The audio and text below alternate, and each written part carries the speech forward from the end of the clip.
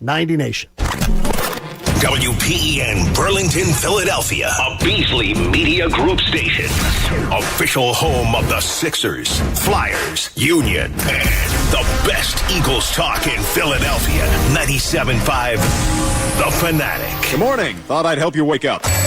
It's 6 a.m. and you're listening to The John Kincade Show, Philadelphia's longest-running sports talk morning show on 97.5 The Fanatic, Philadelphia. Let the party begin! The show starts now. Yeah, it does. Welcome, Monday morning. Thank you for being with us. John Kincade Show here at 97.5 The Fanatic. Bob Cooney. Connor Thomas is sitting in for a little bit in studio. Hello. Hello, buddy. We got Pat Egan producing. We got the coach, Eric Camille, overlooking everything, being his weird self again today. Haley's back there on YouTube. Jamie Lynch is going to be joining us in about a half hour, something like that, Connor. But what a weekend. Kind of a weird weekend. All right, here's what we got. Phillies take 2 of 3 from the Cubs. Miami Heat up 3-0 on the Boston Celtics. Denver Nuggets up 3-0 on the Los Angeles Lakers. You had the PGA Championship. Brooks Koepka wins it for you, but the bigger story is Michael Block that we talked about, or you and I talked about it already, and we'll fill you in on that. James Harden, there's an appetite for him around the league at 4 years, somewhere between $200 and $210 million. Craziness all around. How was your weekend? I know you swept a doubleheader yesterday. I'm so happy for you. Thank you. I appreciate it. You're welcome. It was good, man. Nice weather. Nice little warm-up to Memorial Day weekend. Saturday kind of sucked. Yeah, but we haven't had rain in a little bit. Needed it. I get. I feel like that's the suburban dad way to talk about rain is every time it rains. We needed it. We could have used it. I can use it on a Tuesday or Wednesday. I would like my weekends to be clear. Well, the good news is Memorial Day weekend looks good coming up. Are you sure? Yeah. Okay. Not as warm as we would like, but that looks good. So I'm excited for that. But no, chill weekend. All right. Nothing Very to complain cool. about. Pat, anything stir your needle this weekend? What does that mean? No, not really. You know. No, just a normal. I didn't really do much.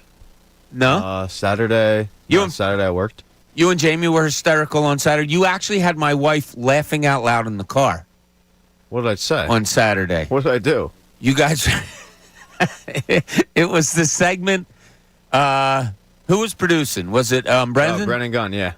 And you do the little bit where he brings in some national stories. Yeah. And he started talking about the fishing dilemma, where they put some weights in the fish and guys, got put in jail. Yeah, so this was a hot button topic, I think, in like Ohio, where there was a fishing tournament. Guys decided to cheat, put some weights in the fish to end up winning the $100,000 prize. They got a truck, I think. Yeah. Well, then it came out, and they had to give back the truck and the money. And then they got put in jail for 10 days. How can they prove the fish didn't just eat the weights before they caught it? I think they owned up to it. Yeah, I think they did, well, that's done by them. They got to deny that. I don't know what these fish are eating. Jamie's saying, oh, good on them. Nothing wrong with that. These guys were wrong. You have to punish the wrong. And Pat says, yeah, but 10 days in jail is a little, that's a lot. tough. So Pat's looking for probation in 1 day.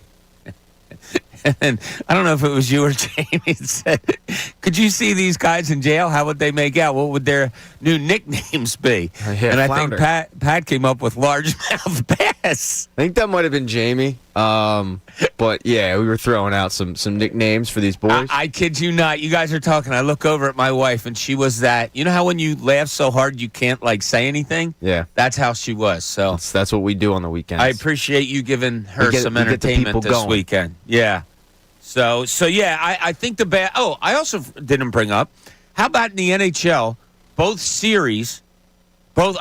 conferences have had 2 games. All 4 games have gone into overtime. Pat, NHL overtime playoff hockey. Is there anything better? It would be better if the Stars won, since I have a lot of futures bets on them to win the Cup. So that would have been cool. All right, they'll come back. I'm feeling good about Jake Ottinger's been so bad in the Stanley Cup playoffs. The first game 1, that first goal was atrocious. He basically spun the puck into his own net. I hate when that happens. Yeah. No, and then you got Matthew Tkachuk out there just ending games with walk-offs. That's what he does. Scoring goals and then immediately being like, "Yeah, we're getting out of here." That was a power move. Yeah. I don't think I've ever seen an NHL player do that. Just Power like walk move. off stage right. Me neither. Okay, good talk. I didn't watch much Thank of it, you. I got to be honest. Yeah, so he scores the goal and then he immediately instead of celebrating with the team and going nuts, he gestured to the side door like, "Yeah, we're leaving right here," and they just left. Wow. That's a power move. That's what I'm saying. Yeah. You had some power moves by Jimmy Butler yesterday where he was taunting Al Horford. Why are you shaking your head? Because it bothers me. It bothers you that Boston's down 3-0? Well, Maybe it Not just shows the that- Sixers didn't belong. I don't think that's true. We can be as upset about the Sixers as we want. To say they didn't belong in these playoffs is not I factual. didn't say belong in the playoffs. I meant belong in the Eastern Conference Final. I think they would have belonged more in this series than Boston does. You know, it was funny. I was texting with a friend last night about that. And he said, why does Boston look so bad? Is Miami that much better than the Sixers in Boston? I think the Sixers may have matched up better against Miami than Boston does. I can't see Bam Adebayo being able to stop Joel Embiid all that much. No, but you know what the biggest mismatch in this series is? What is that, Connor? It's the head coach. Yeah. I think anytime anybody goes against Eric Spoelstra, it looks like they're in a mismatch. Especially some idiot who watches the town 4 times a week instead of prepping his basketball team to play in an Eastern Conference Finals. Wait, what's he do? He watches The Town. You ever seen that movie? No. Ben Affleck, Jeremy Renner. Dude, I saw this quote and I was like, "That's kind of awesome." You never saw The Town? You know what? I saw some of it, but I never saw all of They it. put on like the nun masks. yeah, or whatever. yeah, yeah. Probably seen the scene that Connor should talk about, though. When they go into the bank? Well, I wasn't going to get too deep into the movie. My point is the guy's wasting his time watching this movie when he's getting outcoached. He got What outcoached was by his Doc quote? Rivers. I didn't see his quote. He watches it like 4 times a week. So why did he come out with a quote? Like they're talking about the game, and all of a sudden he just came out with saying, "Yeah, this but is- I'm going to go home and watch The Town." This is before the series. Oh. He was Yeah, talking about that- like what he does on a weekly basis. Did Crap. you? I thought you were going into. I saw a quote that Spoelstra does the whole like, "Hey, we're gonna you can't ask any questions. We're gonna go. We're gonna hurt some people." And Jimmy Butler responds with, "Whose car are we taking?" I don't know if it was real or not because it's the internet, but I got a kick out of it. Yeah, I don't know that was real. I didn't see that actually. But my main point is when you look at this series, sure, you could say Jimmy Butler's unbelievable. But you look at the makeup of this Miami team, just roster construction, they're not a better roster than the Sixers. I refuse to believe that. But I think they just have a significantly better head coach, and Joe Mazzulla is getting the pants coached off them. Yeah, I don't know if he came to the series with any pants on to be coached off of to begin with. Yeah. It's he's lost the locker room apparently. I read some stories last night where players just aren't even agreeing or listening to a lot of stuff that he says. But the way this series is going, the way the Denver series is going, it led me to my first question that I wanted to ask you guys today. Is it time for the Sixers maybe to dumb it down? They have been trying for 6-7 years to find other superstars, other stars to play with Joel Embiid, whether it's Jimmy Butler or, go down the list, James Harden. We all know who all the names are. But then you look at these conference finals, and you said it, Connor, Miami, Jimmy Butler, and a bunch of undrafted free agents, and a bunch of second-round draft choices, and nobody really that's another star besides 33-year-old Jimmy Butler. Then you go over to Denver, and you have the Joker, who we all love and appreciate. Oh, well, I don't know if we all love, but we appreciate his game, all that stuff. And then you have a bunch of side pieces. No other superstars, no other max salary guys. I don't know. Surround Joel Embiid with really good basketball players who might not be superstars that make up all of this. Well, he needs the ball more, and we have to play this way, and you have to do that and this. I don't know. What's the answer? Or is it as simple as coaching? Yeah, I mean, I think it all factors in. A bunch of side pieces is a fun way to go through life, but it's not the way that I would recommend it for everybody. Hey-ho. But my point is, I think that Miami, with the way that they're doing things, and even Denver this year, and Jamal Murray is a legitimate second star. I don't know if he's a second superstar. Well, exactly. He's a legitimate second piece, right? But he's not that. He's not a James Harden. He's not a Jimmy Butler. He's not all these guys that you tried to bring in. With Joel Embiid. But I think we're seeing just 2 exceptions to the rule. I don't think it's a typical thing around the NBA. It's still a star-driven league. where you're looking at teams putting together big twos or big threes to try and compete. I don't think that's just gone by the wayside. I just think it's a weird year for whatever reason.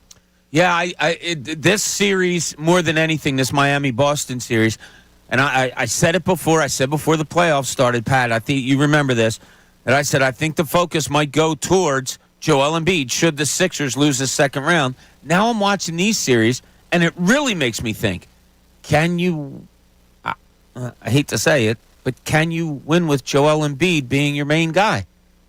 Yeah, I think you can. You just need Joel Embiid slightly healthy. I'm at the point where if they get in the playoffs next year, wrap him in bubble wrap in the first round. Don't even let him play. That's the thing. We always talk about Joel Embiid getting healthy for the playoffs. Joel Embiid's never healthy for the playoffs. He needs to get healthy He's been healthy for the playoffs. He then gets injured in the first round with like injuries that we look at and go like, oh, that's going to be bad. Knee injuries, ligaments, and thumbs. Yeah, I don't know. What, does Coach have a knee injury all of a sudden? Yeah, he just limped out of the studio. Yeah, I don't ask He made it questions, 11 man. minutes in. Yeah. Now, everyone's sick of that excuse. I get it, but I mean, Jokic all of a sudden was the definition of a choke artist until this year. I mean, it's amazing how people's view on sports have changed in 3 weeks. All of a sudden, everybody's all Nikolai Jokic'd up. Jokic is the best. Jokic should have won MVP. 3 weeks ago, it was, oh, thank God Joel Embiid finally got his just due. Joel Embiid finally gets MVP. It's amazing how that works. A month ago, it was, oh, my God, Jimmy Butler. Nobody works harder. Oh, Jimmy Butler, thank God. And now all of a sudden, everyone's lamenting over losing Jimmy Butler. So, yeah, there's my little soapbox. No, It's just amazing how in 3 weeks, fans on Twitter, Facebook, social media, callers, everybody now is in lockstep over losing Jimmy Butler. Everybody is mad about losing Jimmy Butler. As if y'all weren't mocking the hell out of Jimmy Butler for dribbling a basketball in the bubble at 2 a.m. Everybody loved mocking Jimmy Butler for that. Everybody loved mocking Nikolai Jokic for having no defense. And now all of a sudden, you guys have done a 180 like crazy, and we're all Jokic'd up. You all are sitting there with Joker faces on, and you're talking about, big face coffee. It's amazing. Well, I think the bigger thing is that in the biggest of games, Jokic can be found. Jokic can be seen for 30 points, 18 rebounds, this 12 year? assists.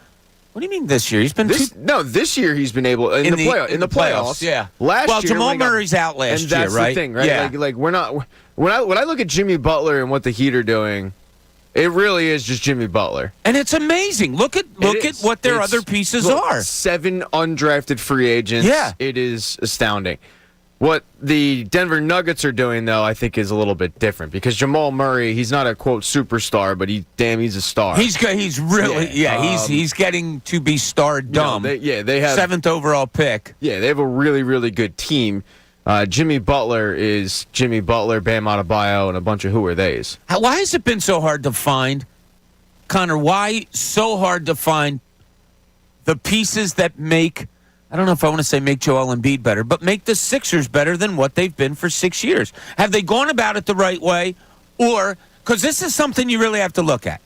Have they gone about it the right way trying to find surrounding pieces with Joel Embiid?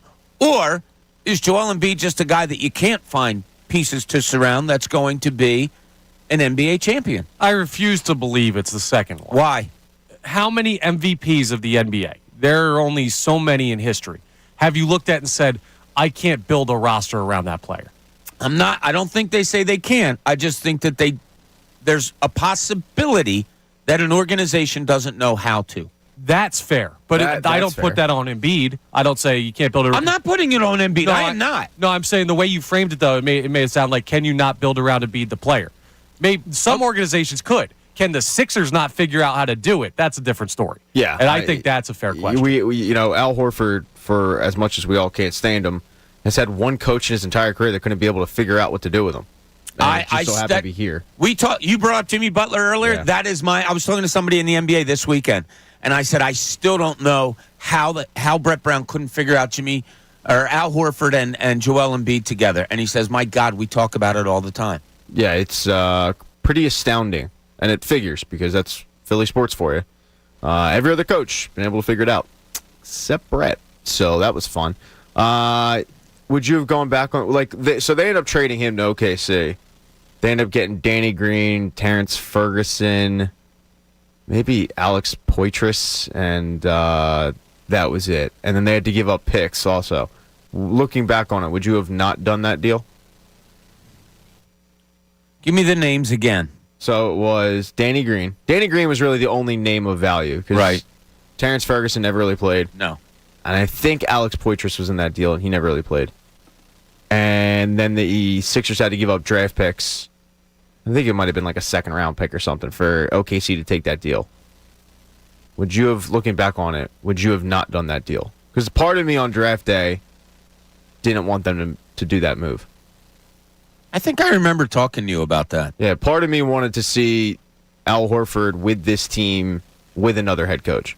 A large part of me actually wanted to see that. I did too. Because I thought that they could have made it work. And I do think that Al Horford on Joel Embiid this postseason was a huge difference maker that probably doesn't get talked about enough. It just seems like there's one guy in the league that can hold him in check and stymie him and frustrate him, and it's Al Horford.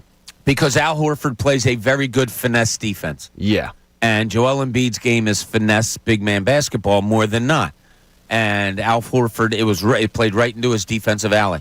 I thought the same thing. I thought, why can't you have two big men? And Al Horford is a really good passer, a very good wing player. I saw him playing a nice high-low game. I saw him being out on a wing with Joel Embiid.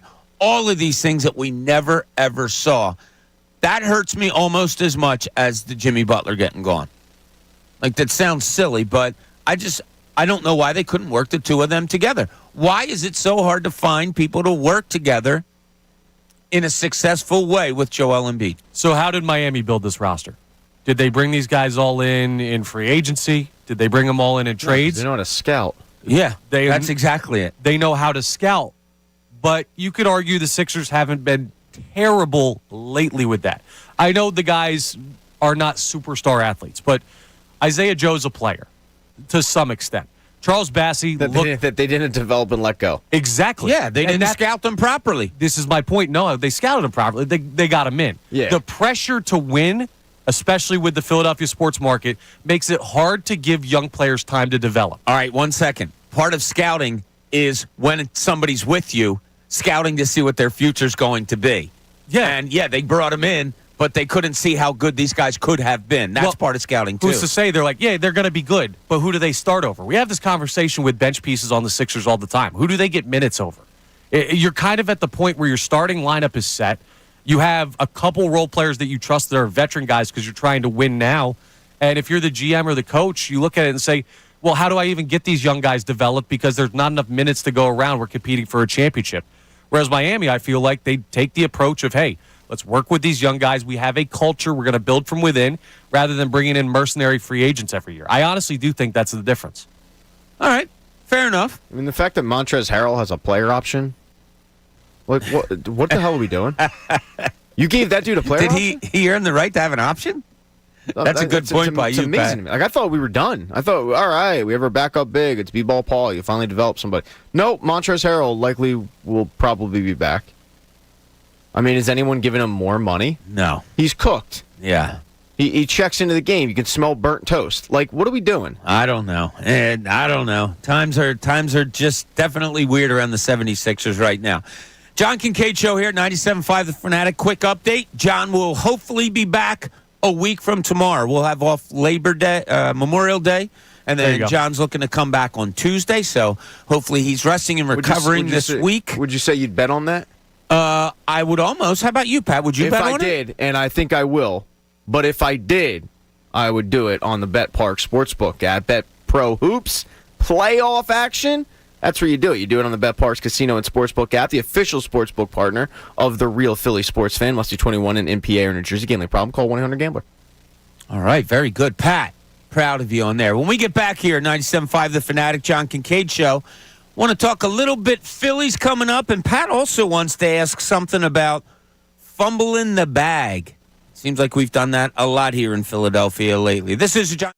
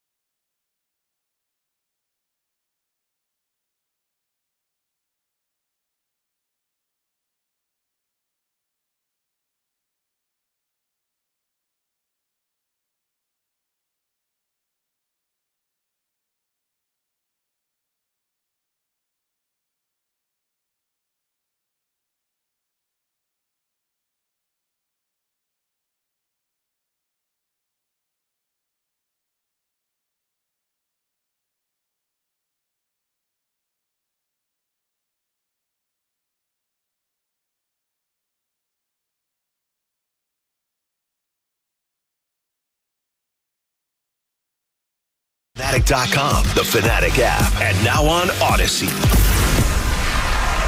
Now, back to the John Kincade Show on 97.5 The Fanatic, Philadelphia.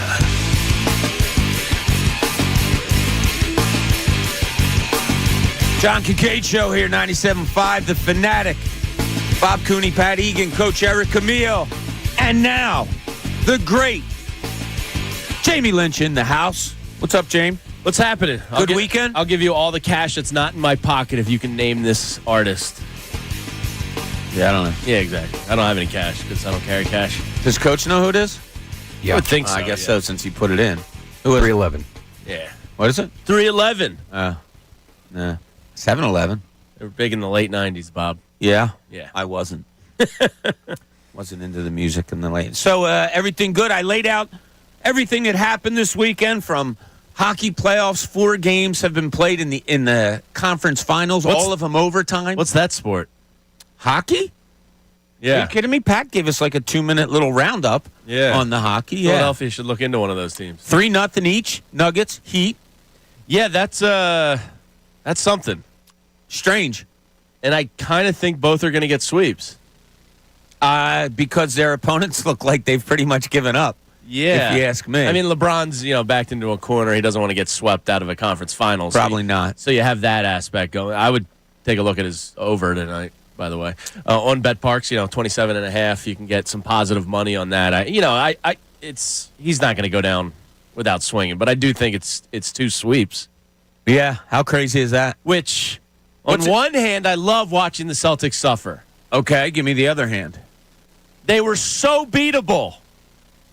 Pisses you off more that they're going out and losing? Yes. I mean, does it tell you that the Sixers Gabe are further Vincent, away? 29 points? Yeah. Where's our Gabe Vincent? He's not drafted. He's an undrafted guy. It's Jimmy Butler, a cooked, for the most part, Kyle Lowry, and a bunch of undrafted guys that just know how to play basketball. And Eric Spoelstra freaking makes it work. The guy's unbelievable. It just seems to me like the Sixers are always a half or a full step behind on so many different things. Drafting a player who you put into a 6-man role when actually he might be an 8th guy. George Niang being a guy off the bench. Nah, he should be a specialist that you have fun with, that he comes out every once in a while and hits threes. Not somebody you have to sit and rely on. Just always not there. And this Boston lack of success in this series, Jamie, does more harm to you as a Sixers fan? Yes. Yeah. I like watching them potentially get swept, and Joe Mazzulla and his stupid quote about the town, go home embarrassed. That's great. But it makes me go, you had that team beat on Game 6 on your home court. I just can't get over. It's not Game 7 to me. Game 7 was a gutless performance by them. But Game 6, you vomited all over yourself. So I was telling these guys earlier, got a text last night saying, my God, would Miami have beat the Sixers this bad too? I don't think so. Me neither. I think the Sixers are a better matchup with Miami. And I think the Sixers win that series. They had to get past Boston, and they can't. It's I don't know if it's mental or what, but James Harden and Joel Embiid disappeared down late in those games, and you're not going to win when that happens. 6 o'clock hour brought to you by Bradford White Water Heaters. Bradford White is here for the pro. Can you win with Joel Embiid? I'm looking at these series with one guy. Jamal Murray's great, but he's a terrific other piece to Jokic. Can the Sixers win with Joel Embiid, no matter who you surround them with? I don't know about that. No matter who you surround them with. I mean, realistically. Jokic isn't coming here to play with Embiid. Superstars, you can't afford to come in here and play with Embiid. Well, one of my topics today was kind of, I didn't browse the show sheet, and I'm sure it's coming up later. Jamal Murray is, I think, a great comp for Tyrese Maxey. Ooh. Can Tyrese Maxey reach the Jamal Murray level of play, which is kind of perennial, near the bottom of an all-pro type of player? Like a borderline all-star / all-pro. Sure. Can Tyrese Maxey become that? And if he can, buy James Harden. If you believe Daryl Morey and Elton Brand that Tyrese Maxey can take that next step, because Murray didn't do it until like year 4 or 5 either. In the bubble, he just exploded, and now he's back after the injuries and all that. If you believe he's that, then bye, James. Yeah, then it's incumbent upon you to find those guys that are good wing players. Yes, then go get a Find guys- specialist. Yeah. I mean, think about it. When was the last time we saw a consistent Sixers player be a wing player that could beat guys off the dribble and go to the basket or pull up and hit jump shots? Tyrese Maxey. That's it. That's it. And he's not even consistent yet in his third year. No, I think, to get to a Murray level, he'd have to develop that mid-range a little bit better instead of always trying to go to the rim, and which is kind of a lost art in the NBA. But, it's certainly an easy thing for a player like Maxey to develop, I would think. So, I'm coming more around to bye, James. Like, if somebody's willing to give you 4 years, see you later. 4 years is a lot for me. It's too much. I don't Too know much. if I can do that. Can't. Yeah. And he came out with, or I read a story. I don't know if he came out with quotes, but he talked about, I score and people say I need to be more of a playmaker. I playmake and people say I need to score more. He seems too concerned with everything.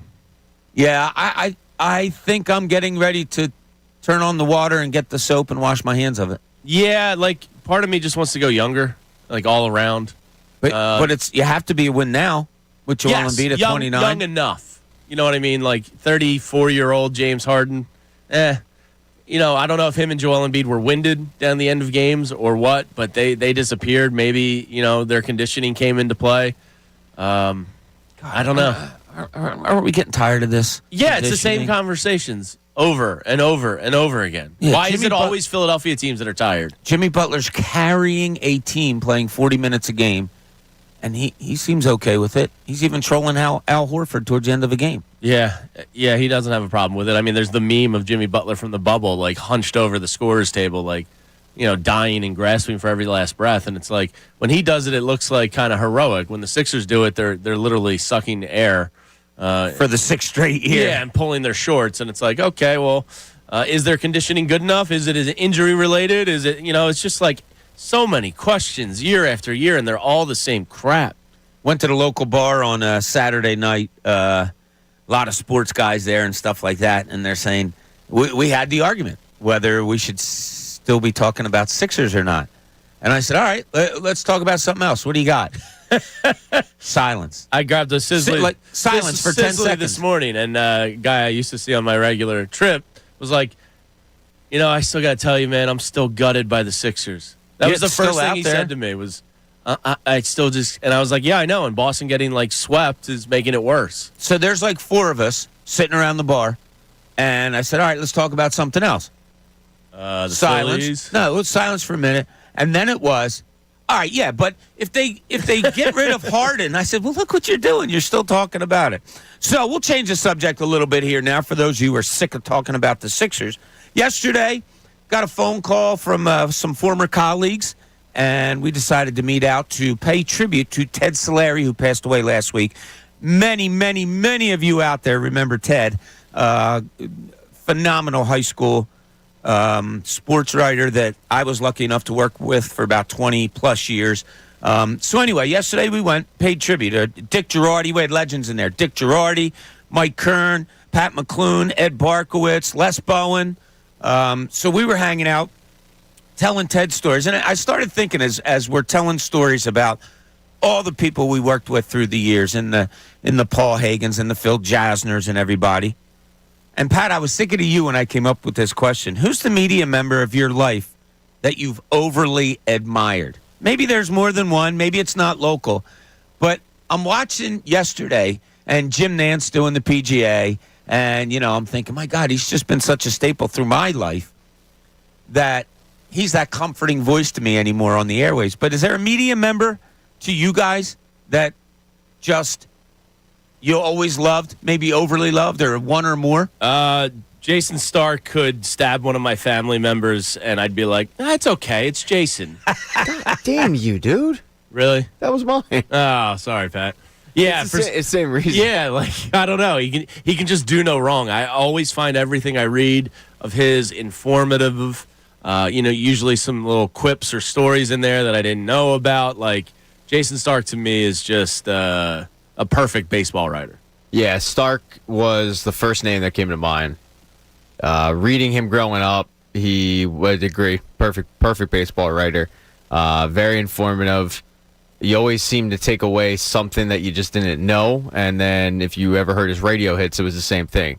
And he was dialed in nationally, but locally too, and it was kind of like a source of pride for me growing up. Of like, that's our guy. You know. What was the thing he did with Mike? It was awesome. Like the stat of the week, or like a trivia question. Yeah, it was always some kind of trivia question. Yeah. It was awesome. And his podcast is really good. And then more importantly, and this is just because we're lucky enough to be in the industry, you get to know him. And he's exactly who you want him to be. And we've all dealt with people in this industry that, on the surface, you think they're great guys, and then you meet them off, and they're not. They're kind of jerks. And Jason Starr could not be nicer. So he came to mind. And then nationally, a guy that I've never met, but I just love reading his stuff, is probably Jeff Passan. I love Jeff Passan from his Yahoo days. I like him probably better from his Yahoo days because he was more of into... it wasn't an investigative journalist, but it was like more story formed and interesting pieces. And ESPN, he's had to transition to kind of more breaking news stuff, but passing as well. And then another guy locally that I really liked was Robert Cooney. I liked reading him growing up. No. He was a nice guy. Who are the main guys that you read? You always talk about taking the Daily News to high school with you and reading. Who are the main people that were covering that? I guess Jasner for the Sixers, right? Jasner, Girardi was in there. Smallwood, you always saw his picture. Yeah. Les Bowen was like a staple. Sealski. He wasn't Daily News. No, but he was one of them there, Inquirer. Yeah, but my dad would get both. Yeah. No, that's good. I think we've been spoiled. Smallwood was the basketball guy that I probably read the most. Yeah, but you're right. We've been spoiled in this city. Yeah. In terms of like really, really good media members. It just made me think about it yesterday as we're sitting around telling stories, so many stories from our days at the Daily News, and Pat McClune, who was our editor there. Behind the scenes stuff of asking. It was just amazing, and that's why I thought of it. We have been really lucky here. And Harvey on the cell wants to talk about Ted Solari for a second. Harvey, you're on 97.5 The Fanatic. Bobby C., how are you, buddy? Good, man. How you doing, Harv? I'm doing tremendous. I'm a Philadelphia Catholic League referee for 25-plus years. Yes, you are. And an extraordinary bartender also. I appreciate that. But, when you did a Catholic League game or a public league game and you saw Ted Solari in the stands, you better bring your A game. But thing about Ted, on the court, off the court, always had the same demeanor. I knew Ted personally, and when I opened up the Daily News, I went right to the high school section, and his articles from, St. John Newman or Bonner. He's going to be dearly missed, and from his website on, and high school sports was. Him covering high school sports, there's nobody better. I rest in peace, Ted, and my condolences to his family, and he will be dearly missed. That's really nice, Harv. Harv, I got a question for you. As a PCL ref for 25, 30 years, who's the best player you've seen come through the PCL? The Philadelphia Catholic League? Yeah. I got to go Griffin from Roman. Eddie Griffin, yeah. He was there during my run at LaSalle. Not that I played, but... he was a beast. Oh, he was unbelievable. I would have went with Kyle Lowry from Doherty, but whatever. You also had a good player, LaSalle, Randy McCaffrey, too. Oh, yeah. Whose backcourt mate was Pat McClune. Nice. My old boss at the day. It does come full circle. Harv, listen, have a good, busy weekend, all right? I appreciate it, guys. Have a great Memorial Day, and as always, go Irish. All right, go Irish, yeah. Eddie Griffin was a monster. Eddie Griffin was phenomenal. LaSalle was in the Final Four at the Palestra when Eddie won. I think it was his senior year, and we all went down. And my Lord, talk about a man amongst boys. Yeah, right. Rasheed Wallace was a man among boys. But he wasn't PCL. I know he wasn't PCL. When I saw him play at Gratz. It's funny that you say that because I was at Jack's T-ball game this weekend. And one of the parents walked up with a Simon Gratz sweatshirt. Oh, is that right? And I see that and just immediately associate it with Rasheed Wallace. He's a children's book author now. I do know that. Yeah. You have one of the books, right? No, I don't, but I do. I've meant to get one. But it's like they're synonymous with me. Of like, oh yeah, that's where That's Rasheed Rasheed. Wallace. Yeah, it's where he went. When you guys think high school basketball in the city, who are the top guys that come off the top of your head that you not that you see play, but during your time, who are the top players that come off the top of your head? Eddie Griffin's one of them because Yeah. I saw him up close and personal. I mean, Kobe Mania was outrageous. I didn't get to see him play, unfortunately, in high school, but I saw him once play in high school. when he was taking Brandy to the prom and stuff, That was cool, wasn't it? Yeah, you were like, this kid's in our backyard. This is Yeah. awesome. Those are probably the top two that come to mind. So Donnie Carr was huge when I was younger at Roman. for me, it was Kyle Lowry at Doherty. Yeah. That was cool to have. And I remember I was the PA announcer for like a hot minute for the Doherty basketball games, and they set Were you? Yeah, until I got fired. Did you have like a kind of spice to you, or were Yeah, you just that's what I got fired. Yeah, a little bit. Anyway, so we're not going to get to that. I want to a little bit. I want the tapes. No, I don't think I was bad. I'll tell you off air what happened. But so they set up a tournament at Doherty just so they could play Newman Goretti because they weren't matched up to play each other regular season. So they kind of wanted to match up because at the time Newman Goretti had Rick Jackson and Scoop Jardine, and I remember talking to the assistant coach. I didn't know who these guys were. He's like, "Yeah, they're both going to Syracuse." I was like, "Holy crap!" And then probably Brad Wanamaker at Roman. Yeah, he had a twin brother also, Yeah, right? he did, and I think he also went to Pitt, but he wasn't nearly as good as Brad. Brad did a little like cup of tea in the NBA. He did. He played He played with the Celtics, Yeah. and he stepped up, that's of right, course, yeah. versus the Sixers. Yes, of course he did. Absolutely. Because everybody steps up versus the Sixers. It's a sad Yeah, time. but those are the names that immediately come to mind. Tony Chenault, too. He went to Newman. Tony Chenault, yeah. Goretti, and then he went to Villanova. For years on Sundays, it was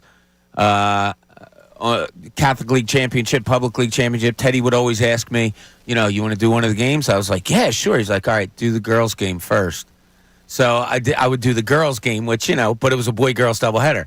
So I'd do the girls' game, boom, and then just sit there for the boys' game. And it was, for years, it was just phenomenal. So great time giving tribute to a great, great person yesterday in Ted Solari. So we just wanted to give a little tip of the cap to him. When we get back, we are going to get back to Pat's Philly athlete that maybe we fumbled it away on. A lot more coming here on the John Kincade Show here at 90.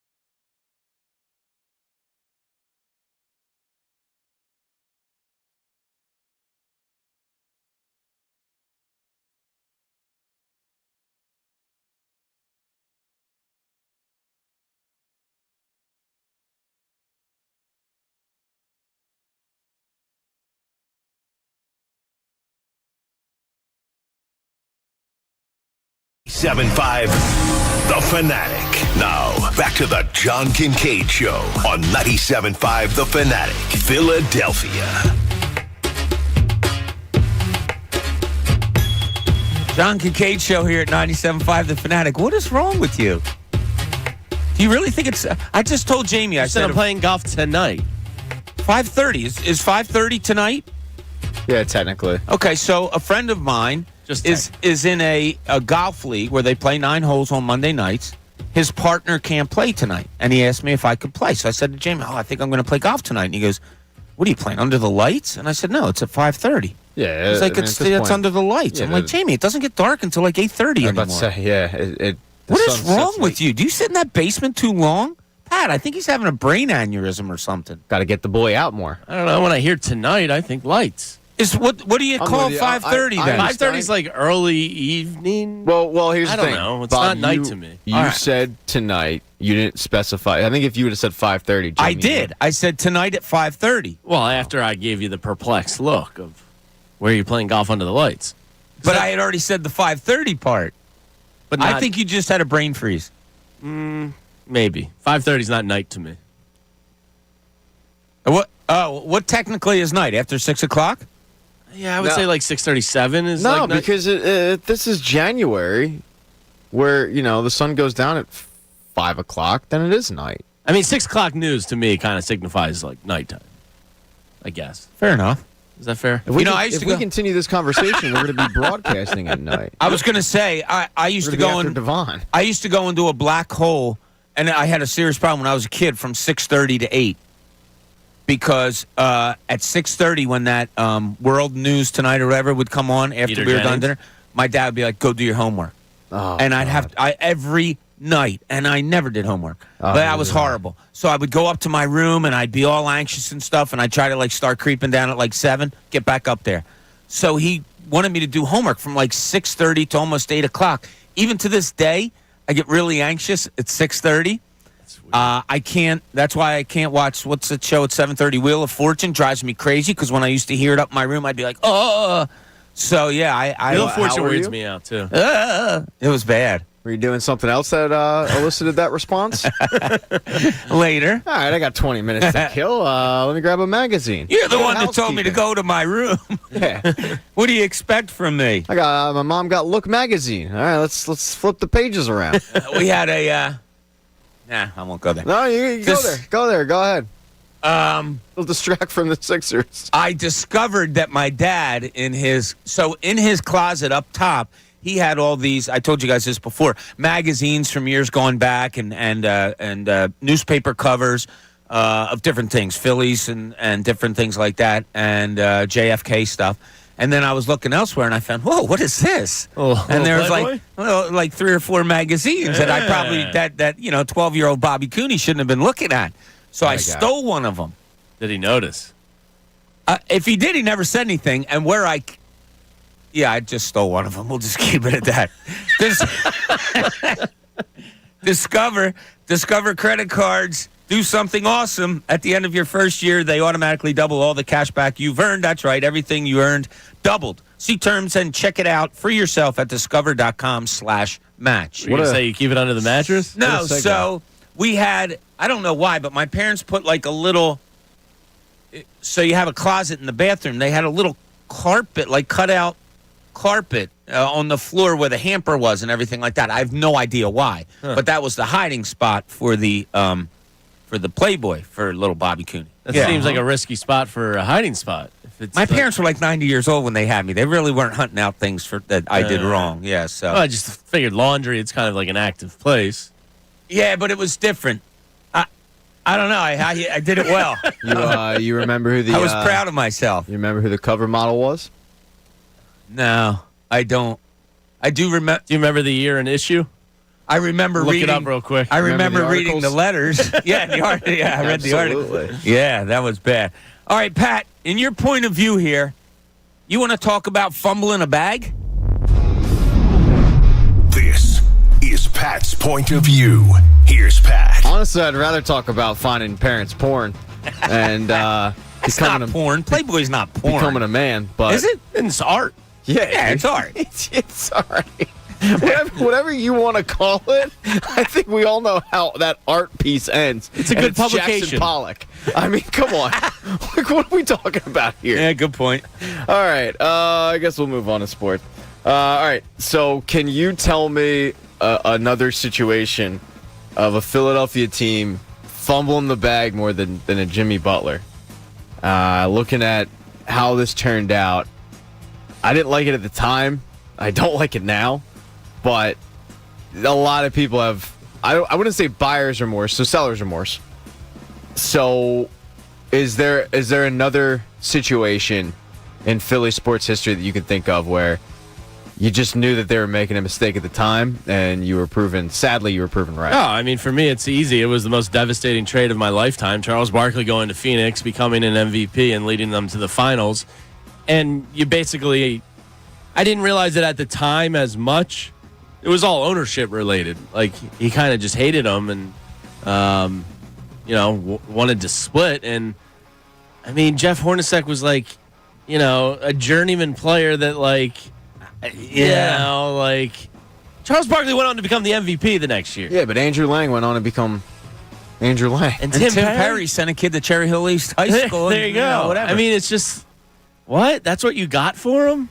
He was like my favorite. He probably is my favorite player. That was such a sad time because you had a star player saying, "I don't like this city, get me out," and it hurt bad because you not only were you losing a superstar. I was like 12. He was crapping on our city. Yeah. Think about that. The Sixers won the NBA championship in 1983 with a team that boasted 4, which could have been 5, Hall of Famers. And you drafted Charles Barkley a year later, and it didn't work out. Unbelievable. Charles Barkley's a good one. I didn't know it at the time, and this goes way back. But the Phillies made a trade in which they sent and also mentioned second baseman named Ryan Sandberg. You mean like a 5-for-1 deal? Yeah. Well, no, it wasn't the Von Hayes one. It wasn't? Okay. No, Ryan Sandberg they sent in. I believe they got Ivan De Jesus. They did, yeah. From the Cubs, and they sent Ryan Sandberg, who went on to become one of the greatest all-time second basemen ever. Yeah. Phillies really set up that Cubs team because they had Fergie Jenkins, too, and they traded him. Fergie Jenkins. The There's Phillies a name sent from the past. Larry Boa and Ryan Sandberg to the Cubs for exchange for Ivan De Jesus. Yep. Number 11. That worked out. Luckily, Sandberg came back later. January 27th, 1982. Luckily, he came back later and was a really good manager for them. Yeah, very well liked. Oh, wait, he quit. Yeah. Because he couldn't hack it. Trevor Rice on the YouTube page has a great one. Terrell Owens. That's unfortunate because if McNabb would have just... That was horrible. And I don't blame ring. McNabb. I don't, but at the same time, it's like, dude, that was your best chance at a title. Yeah. And just keep your mouth shut. Make it work. That's what he did. That's what... Well, Hugh Douglas was the one that got in the fight with him, right? Yes. Yeah. Sticking up for McNabb, if I remember the story correctly. He was like the Eagles ambassador at that point. Yeah, he had kind of come back, wasn't really playing, but a locker room guy. Yeah. That's probably the best example because when you look at the Jimmy Butler situation, when he left, so many people were, reveling in the fact that the Sixers were kind of cutting out the mole, if you will, like this cancerous mole.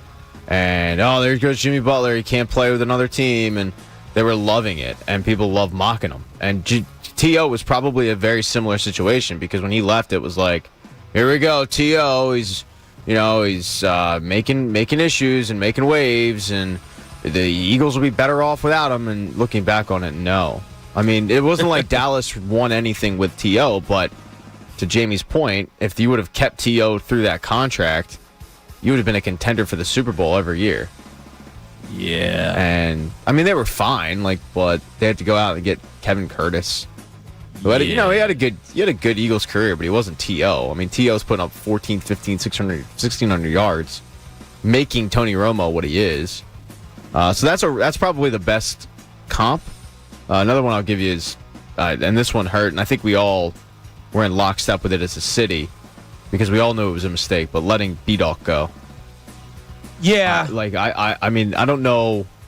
Look, the T.O. thing is there for sure, and I think a lot of people inside NovaCare and inside the situation go, yeah, if we could go back and do that one, it was a mistake.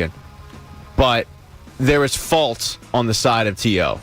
And he'll own up to it. He owns up to it to this day. Like, yeah, I should have handled things different. The Brian Dawkins thing, how in the world they decided to move on from that guy, I'll never know.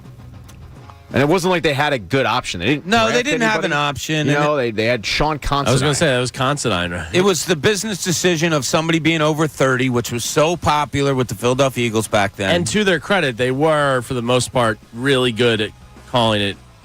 Correctly on that. They were. Yeah. But in this situation, it's like I felt like they looked at it like an analytical approach.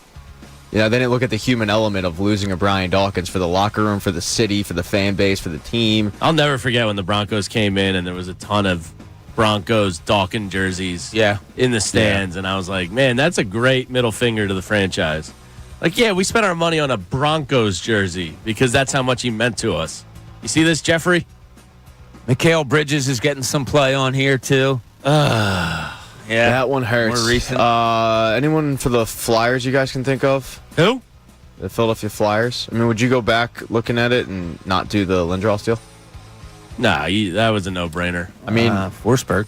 that's the thing. Like, you traded a Hall of Fame. I mean, you traded for a Hall of Famer in Lindros, but you also traded a Hall of Famer in Forsberg. Who wound up winning many Stanley Cups. Yeah, you gave up a whole lot of stuff to do it. I'll give you one for the Flyers that, I mean, they complete. I thought, Sergei Bobrovsky. I thought at the time, yeah. Yeah, so- that's a great one. That might be the ultimate. I've told this story before, but I was an intern when we first did the Fanatic Dream Job competition, and they wanted interns to make a video of, you know, a quote-unquote dream job submission, just so they could put it on the website and put it on YouTube and show people, hey, this is what you're supposed to do. And mine was all about how the Flyers were screwing up by trading Sergei Bobrovsky and signing Ilya Bryzgalov. Because I just did not understand that move at the time at all. Yeah, you could, And then Bob goes off and he wins. a couple Vesnys. Yeah, in the following year or 2 years after? I think it was 2 years after. It was 2 and 3 years after the trade. He Flyers goes on. ended up trading a second-round pick for Bob. And he's still pretty good. ends up, well, I mean, but hey, for that second-round pick, they got Anthony Stolars. And, Oh, right. you know, he's pretty good, too, to some people. Yeah. So that was a really, really bad one. That's a really I feel bad like- one that doesn't get talked about that often. No, in this and conversation. it's because of the fact it's the Flyers. Yeah. You know, I mean, like, if you look around, there's so many more that we could probably come up with if you gave us 25 minutes, but because Philadelphia sports is kind of like that. We get in our own way a lot. Yeah, a little bit, yeah. It's fun. Yeah, We're it's having kind of doomy and gloomy. Hey, Bradford White water heaters, you may not always need a new water heater, but when you do, choose Bradford White. Andrew in Phoenixville, he's got to chime in on this fumble in the bag. Andrew, you're on 97.5 The Fanatic. Morning, gentlemen. How are you? Good, Andrew. How you doing? Not too bad. Nice talking to you guys. You guys have an awesome show on the way to work, so thank you so much for that. Thanks for listening. Yeah, absolutely. So, fumble in the bag. You were just talking about Flyers. Mike Richards and Jeff Carter, when they got traded from Flyers, who were amazing players with us, to L.A. Kings, they won what? Yeah, I'm going to disagree with you on this one. Going to completely disagree with you. The Flyers cannot be blamed for the fact that the Columbus Blue Jackets traded Jeff Carter to the LA Kings. The Flyers split those two guys up. They were coming up on no trade clauses. They were completely immature and did not seem like they were to grow up. And the Flyers ended up getting a lot in the deal because for Mike Richards, they ended up getting Wayne Simmons and Braden Shen, who had a pretty good career here and then ends up getting traded for a first-round pick, which ends up becoming Morgan Frost. So you're still at least reaping some benefit from that. And then for Jeff Carter, you ended up getting the 7th overall pick, which you used to draft Coots, who is arguably the Flyers' best player right now. And you got Voracek in that deal as well, who is a really, really good player for this organization for about a decade. So good or respectfully, I have to disagree with you on that one. That's fine. I mean, I wish that maybe the organization could have developed them into two better players, and then we could have possibly won a Stanley Cup. Look, it doesn't. The optics Thanks, of it Andrew. aren't great because those two go off and win Stanley Cups with the LA Kings, but they were not the key pieces on the LA Kings. There was that some led serious to- problems here. Yeah, off and- the ice also. Yeah, I mean, look, Columbus had to fly to Jersey, find Jeff Carter on a beach, and convince him to go back to Columbus to do a press conference. Like it was, they didn't want to leave the area, but to act like And it's not. I'm not ripping Angel for this because a lot of Flyers fans have a very No. much history with it. But a lot of people act like it was Carter and Richards who were 1A and 1B leading the LA Kings to the Cup. I mean, Mike Richards was a bottom six forward for a lot of those Cup runs. Jeff Carter was really good, but as you said, there were a lot of other issues off the ice. Yeah. Didn't they have Justin Williams was on those Kings teams? Justin also, no? Williams was probably the biggest. And now that you bring it up, and I didn't think about it, he was the biggest like fumble in the bag thing because I think they traded him for maybe Danny Markov, and Danny. Danny Markov, who like they desperately needed a defenseman and he sucked, and that was bad. Him and then trading Patrick Sharp for like. So I just I don't Googled even Justin remember who they got Williams Patrick Flyers Sharp for. trade, and the 5 worst trades in Philadelphia Flyers history comes up from NBC Sports Philly. Patrick Sharp has got to be on that deal too because they traded him to Chicago and got nothing in return. Number 5, Flyers trade They got Matt Ellison? Scott Hartnell to the Blue Jackets. Yeah, they got. God, who did they get in that? Flyers trade JVR to the Maple Leafs. Really? Flyers trade Justin Williams to the Just Hurricanes. Flyers? Yes. Oh, okay. Number 2, Flyers trade Patrick Sharp to the Blackhawks. I think that was for Matt Ellison. And then number 1, Flyers trade Sergei Bobrovsky to the Blue Jackets. Yeah, I mean the JVR ones. But Justin Williams was 3rd on this list. He ends up going to Toronto and having to develop and have a pretty good career, and you got nothing in return I for that. believe either. Justin Williams also won the club championship at White Marsh Valley Country Club. Did he? That is really good knowledge by you. So you saying Thank that you. like his You're welcome. His real nickname isn't Mr. Game 7. It's It's just I'm really good at whatever I do, and I'm very handsome also. Plymouth White Marsh. Look at Country my Club. hockey hair. He Yeah. does have good hockey hair. Yeah, good lettuce. Pat, He you was- have the best set of lettuce in this He was whole like cluster. Thank you. I You're agree welcome. with you. He was like the Robert Ory of hockey for a while. It was like you need a clutch performer in hockey. Just go get Justin Williams. He'll show up in Game 7. Talk about clutch. So this weekend, I'm watching some of the PGA Championship, right? And I see on Saturday night, like I'm barely paying attention. It was kind of one of these things or whatever. And they're interviewing a guy I don't recognize who's in the PGA Championship. And they say, you're playing with Rory McIlroy tomorrow. And he's like, what? Oh, my God. Jeez. And his reaction was, I read it wrong because I didn't know what the circumstances were. I thought it was a live guy complaining that he had to play with Rory. No, it's Michael Block. Turns out it was Michael Block, and he was like, oh, my God, I'm playing with Rory. I totally read it wrong. I didn't know the circumstance, whatever. Yesterday, I'm watching the PGA Championship, and again, not 1,000% focused on it. It's kind of on for background. He bangs a hole in one. Rory goes over and gives him a hug, and I'm like, oh, that's cool because he's hugging a live guy and all this stuff. I wasn't getting it. So I'm reading the whole thing wrong. They get done playing. Rory gives the guy a hug, almost raises his hand. The fans are going crazy. And I'm like, what the hell is this guy's story? Later to turn out, he's a club pro. From Mission Viejo. Yeah, had to qualify for this and like one of those just phenomenal underdog stories. He made $288,500 for. Is that what he made yesterday? Yeah, he tied for 15th. So he got a sponsor's exemption for next week. Yeah, and he also qualifies for next year's PGA. Yeah, and they're also going to have him in the RBC Canadian Open. Yeah. Yeah, so he's in Charles Schwab this upcoming weekend, RBC, I think in like a month, and then it gets an exemption for next year into the PGA. I'm not a big golf guy, but that is one aspect of golf that I do love. It's pretty cool. You can... Look, us three, and 99% of our listeners will never be pro golfers. But the fact that you can, at really any age, continue to work at it and possibly become a pro golfer and get on the tour and get your tour card, that's incredible. It was cool. He was out at like the local bar Saturday night, like partying with people. And was he really? Yeah, he was like fully living. He was it the up. everyman, huh? Yeah. And then Koepka, who won it afterwards, I guess he passed by Block or said something after he won, saying, "Yeah, drinks are on him." Yeah, it was after the hole in one. Yeah. So I thought it cool. He was kind of crying in the interview after. He's like, Rory McIlroy was hugging me, Yeah. And Koepka brought him up and everything in his speech afterwards. So that was the feel good story to me for the weekend. And did you see the cutbacks to his club in California? Yeah. The whole pub and or whatever, the grill was just packed with people. Is that right? They were going nuts for him. This guy must be the man because everybody really seemed to like him. So really cool So he's story like- from the weekend. He's like the Bob Cooney of of the tour now. Yeah. Just that dude. It's Mission Viejo Fighting Irish. Yeah. Okay. And they have green. So he's out in California just rocking. You know, there's nothing that brings up conversation more than high school. I tell this to people all the time. When I was covering the Sixers, every great story went back to high school. Like, you'd be sitting there talking to some of the superstars of the NBA, and if they wanted to go back to something, it always went back to high school. So the reason I say this earlier, we were talking about Ted Solari or whatever. I got like 5 or 6 text messages from guys talking, and I read one to you, Pat, that when Kyle Lowry was at Cardinal Doherty, I guess they played my old high school and blah, blah, blah. But it's funny. Lou Williams. Catholic one, no big deal. I didn't say that. See, you went were there. Implying I didn't. You were implying, because you did the yeah. It was up in Trenton. Yeah. But Lou Williams told the best high school story I ever. Went to Gwinnett. Yes, he did.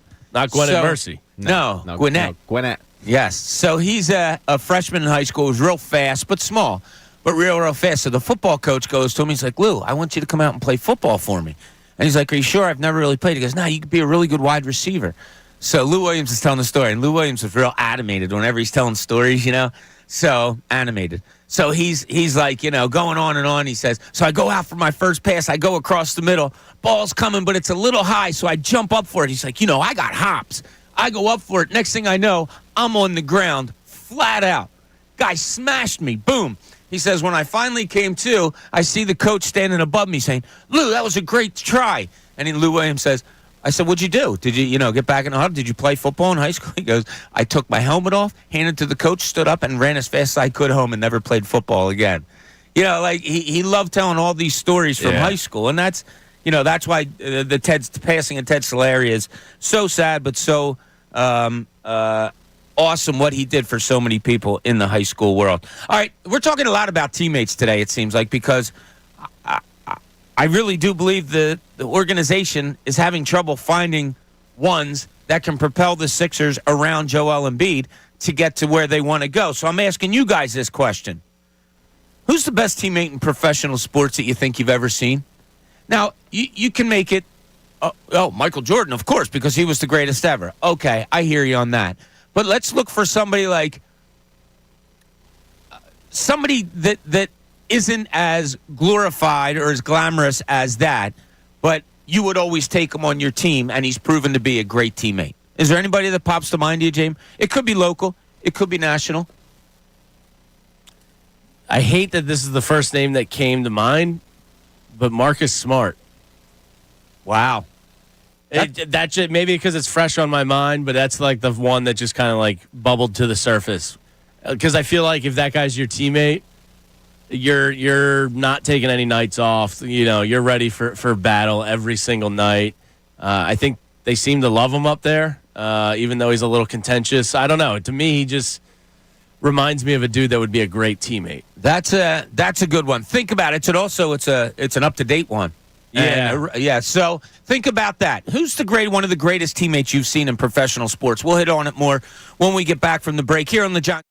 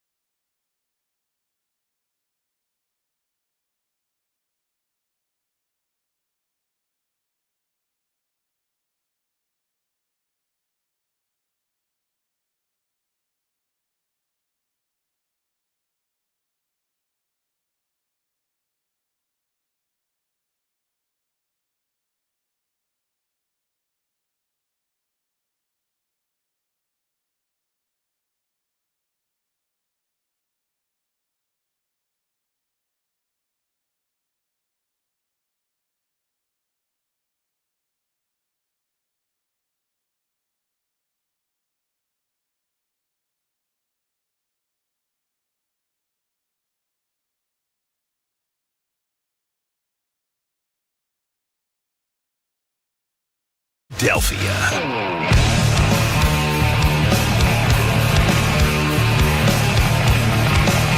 I know who this is. Oh, good job, Bob. Thank you. You'd be really I saw them in jealous. concert. My buddy, for his 40th birthday, is in Rome and saw really? Bruce last night in Rome at the what do they call it? The Circo Maximo. Yeah, I saw old some tweets setting it up. No, not the Coliseum. They're not allowed to do concerts there anymore. Oh, The neighbors complain about the noise. Okay, makes sense. But yeah, I thought of you because I was like, man, my buddy for his 40th is seeing Bruce in Rome. That's pretty cool. That is pretty cool. Yeah. Springsteen always said that his best audiences were the European ones because they just go the most crazy. So my buddy was texting with us. They opened the place last night, and people slept there to get close access to the stage. Yeah, I would never do that. And he said people were going nuts. Yeah, He said it was pretty cool. It's crowd. You got to figure Yeah. like he comes maybe Once every Maybe 5 once, yeah. years, maybe. yeah. it's probably equivalent to that the T Swift show, where you've got people like out on the parking lot like camped out, Yeah. knowing that they're not going to get in, but they can just hear it and like party outside and. That Taylor Swift phenomenon. Yeah, but it was something, because man. she hadn't like toured in 5 years. Is She that was what it doing, was? Yeah, 'cause I was talking to somebody about it. Like, this is kind of insane. Like, what is so special about this tour? It's not like she's this is her final tour, and they're like, well, she hasn't toured in 5 years, and she's doing songs from all of her albums. That's she why did it's like the era. 45 songs when she was here Yeah, in so that was Philly. the whole thing was that she was doing songs from every one of her albums. That's why it was called like the eras. That's tour. impressive. Like very Springsteen gets a lot of nod because he goes out and performs 3 hours. I saw a 4-hour show one time. The dude's 73 years old and he's still doing 3-hour shows. On work nights. She's out there 45 songs, 3.5 hours. The other night she did her whole show in the pouring rain in Massachusetts. I saw some Twitter. Massachusetts? Massachusetts? Massachusetts? Thank you. I always said you serious? Massachusetts. Massachusetts. All right. Yeah, I do. I'm weird. Why don't you just say Boston? Just next time, just say Boston. No one's Pat, you're not questioning being a good teammate right now. I'm You're making not. fun of your teammate. That's not good. it. I'm not. Who is a I good apologize. teammate, Pat? All of So- professional sports, your whole life, who's a teammate you want lining up next to you? I don't know necessarily if it was like a good teammate, but like I read this as complimentary because it says in our show sheet could be a complimentary one that puts teams to title or Right. close to it. It's hard to argue, and I think I mentioned him earlier. Robert Horry and Derek Fisher were like two key pieces from the Lakers teams that were overshadowed by Shaq and Kobe. But like every year, it seemed like no matter what team they were on, Robert Horry and Derek Fisher were putting their teams in contention or close to it. And they were just two guys, complementary pieces. Big shot Bob. And Derek Fisher was like just the annoying thorn, and kind of like Marcus Smart-ish thorn in your side. So I'll go with those two. I like them. I like both those guys. I thought it was funny talking to somebody this weekend about this subject, and they said, "Why? What are you thinking? Somebody put you over the top." Well, I like think the there's a Sixers needed Moses Malone to put him over the top back in the day. Are you talking, Hey, great Jamie, players? Jamie got traded after winning the MVP. I don't know if you knew that. Yeah. I think there's a current one that's a great answer. What sport? Football. I was going to say, because I think basketball really... Locally. I think basketball is the sport for this, but I couldn't Jason think of anybody Kelce? for football. Yeah. Yeah, Jason Kelsey's a guy you want to play with. I mean, Yeah. the thing is, though, with, like Kelsey, so I'm reading this as complimentary, meaning like, all right, they're all right, but they're not future Hall of Famers. He's a glue guy and a future Hall of Famer. You're right. You know what I mean? Yeah, like you are I'm not right even about that. I'm not even considering him as a Canton-bound player. I'm just thinking of him as the teammate, kind of keeping things loose. Just kind of being like the everyman. So- he basically screamed at the entire city about doubting the organization Yeah. and the franchise at the Super Bowl parade. Like he had everybody's back up there. So I become the poster boy for that Jeff McClain podcast, and he did an episode with Bo Allen, and it was kind of on this very topic of being the ultra glue guy, the guy that everybody wants to hang out with. And when he got to town as a 7th-round pick, he kind of lashed on to Jason Kelce, Connor Barwin, and there might have been one other guy. But it was all about how the glue guy has kind of the best stories. So he got hooked up with Jeff and told some stories and whatnot. And at the end of it, he's like, yeah, actually, I'm about to go play pickleball with Gronk.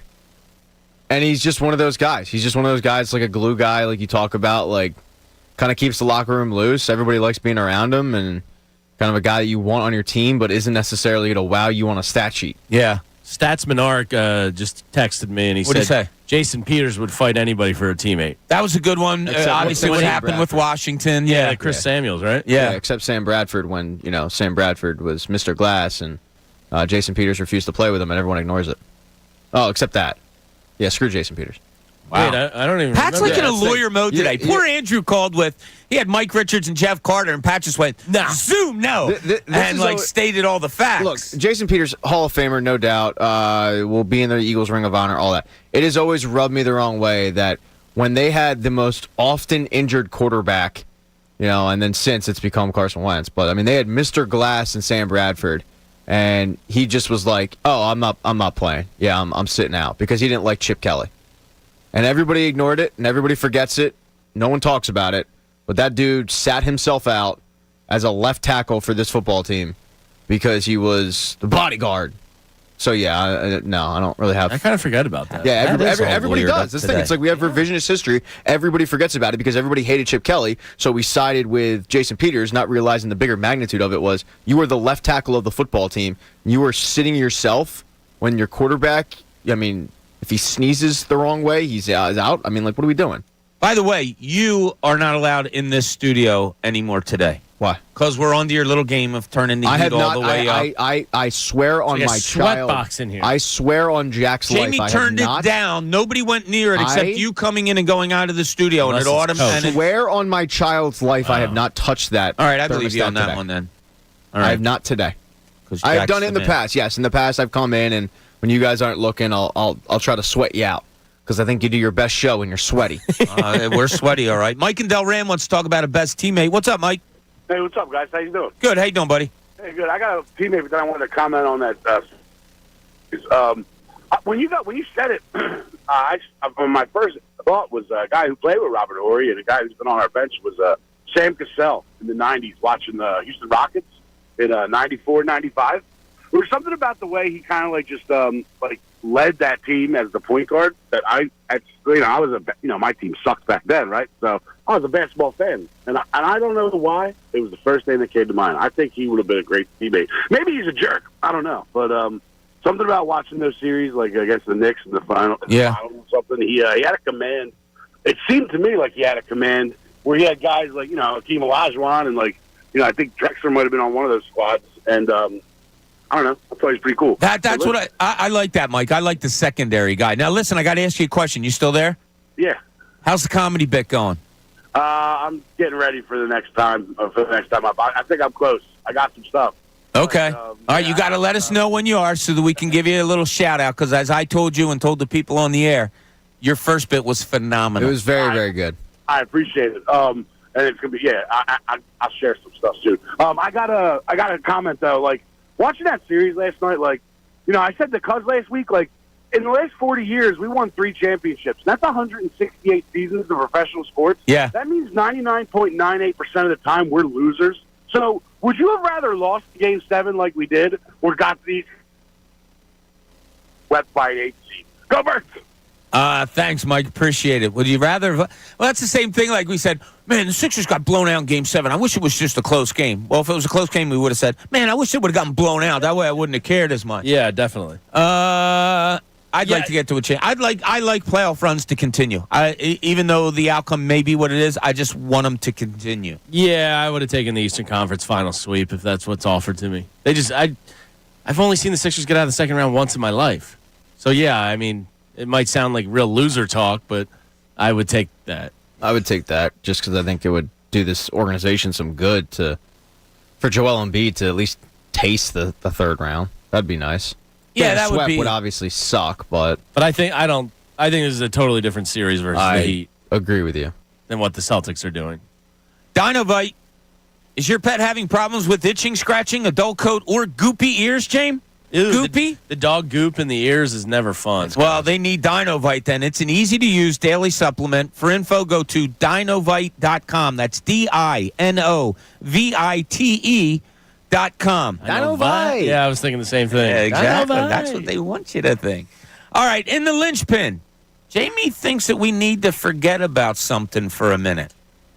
So I don't have that on my board, so I'm going to have Oh. to get that because it's been a minute. That's all right. I'll just talk. Pat. Yeah, he can just talk. I'll do it. No. Talk In the radio. linchpin. Give me a second. This is not live radio or anything. It's fine. It's all right. No, Jamie, Pat, I don't we have need it. rules here. Pat, I every can find second it. counts. I can find it. Don't worry. We're getting Hi, it. Pat. bud. I'm in this week. No, don't worry, man. I got it. Ready? And go. This is the linchpin. Oh, hey, I remember these. That hurts that I got removed from your board. I'm sorry, man. It's okay, Pat. I understand. Forget James Harden because I kind of broached on this earlier. Watching the Nuggets, Jokic is unbelievable. He's a great player, yada, yada, yada. We all know that. Jamal Murray is the second piece there. And then they have Michael Porter Jr. and Aaron Gordon, and they have some higher level. They're better than role players. They're Tobias Harris's. You know what I mean? Like if I had to, Tobias Harris like? yeah, Okay. where they're Except they actually perform like Tobias Harris probably should. but Tobias before the series had been a very good playoff performer. Like I think we can all agree there. Yes. Like last year he was their most consistent player. So whatever. Yeah. My point is Jamal Murray is kind of an all-star, kind of has a shot at being an all-NBA player, but probably isn't. Not there yet, especially a year after an injury that kept him out. Yeah, but Skim's, he's getting- Skim's yeah. like the bottom of that tier. So Yes. what's that put him in the 15 to 25 best players? Something like that. Fair enough. 2025, yeah. Yeah, maybe 15 to 20. He's in that range. And he was awesome. The year in the bubble, like he just went unconscious for the Nuggets and carried them that year. Now he's assisting Jokic and carrying the Nuggets. He hit 30 points in the first half the other night. He's an awesome player. He's a Kentucky guard. The question should be, can Tyrese Maxey get to Jamal Murray level? I absolutely think he can. And if Daryl Morey and Elton Brand agree with that, then buy James Harden. I think I think you said earlier, keep it simple, stupid, kind of like dumb it down a little bit. I kind of think that's what you got to do here. If you believe Maxey has another level to him, which I still think he does because of how much he's shown you in his first 3 years, I think there's another level to come. Buy James and give me and Tyrese and Joel might not be enough. But use that money on a mid-level three-point specialist, the mid-level exception on like a three-point guy, and then maybe trade Tobias or keep Tobias, I don't know, and try and widen the talent pool a little bit. Make your 7th and 8th guys off the bench better than George Niang and, Paul Reed, I think, has earned the backup center job. But you know what I mean? Like, yeah, let's just go forward with Tyrese Maxey and Joel Embiid because you believe Tyrese Maxey has another gear to him. Does James Harden hold back Tyrese Maxey a little bit in your mind? Well, I think Tyrese would have to become a true point guard or a true two guard. I don't think you can be a combo guard and get where he needs to be. So he needs to commit to being a true point guard if James leaves. So I think his role changes pretty drastically with Harden leaving. I think I want a point guard, and I want him to be the two guard. Do you? I think so. Okay. Because to me, Jamal Murray is like a good comp of what I hope he can be. Because Tyrese has shown a better three-point ability than Jamal Murray. Yeah.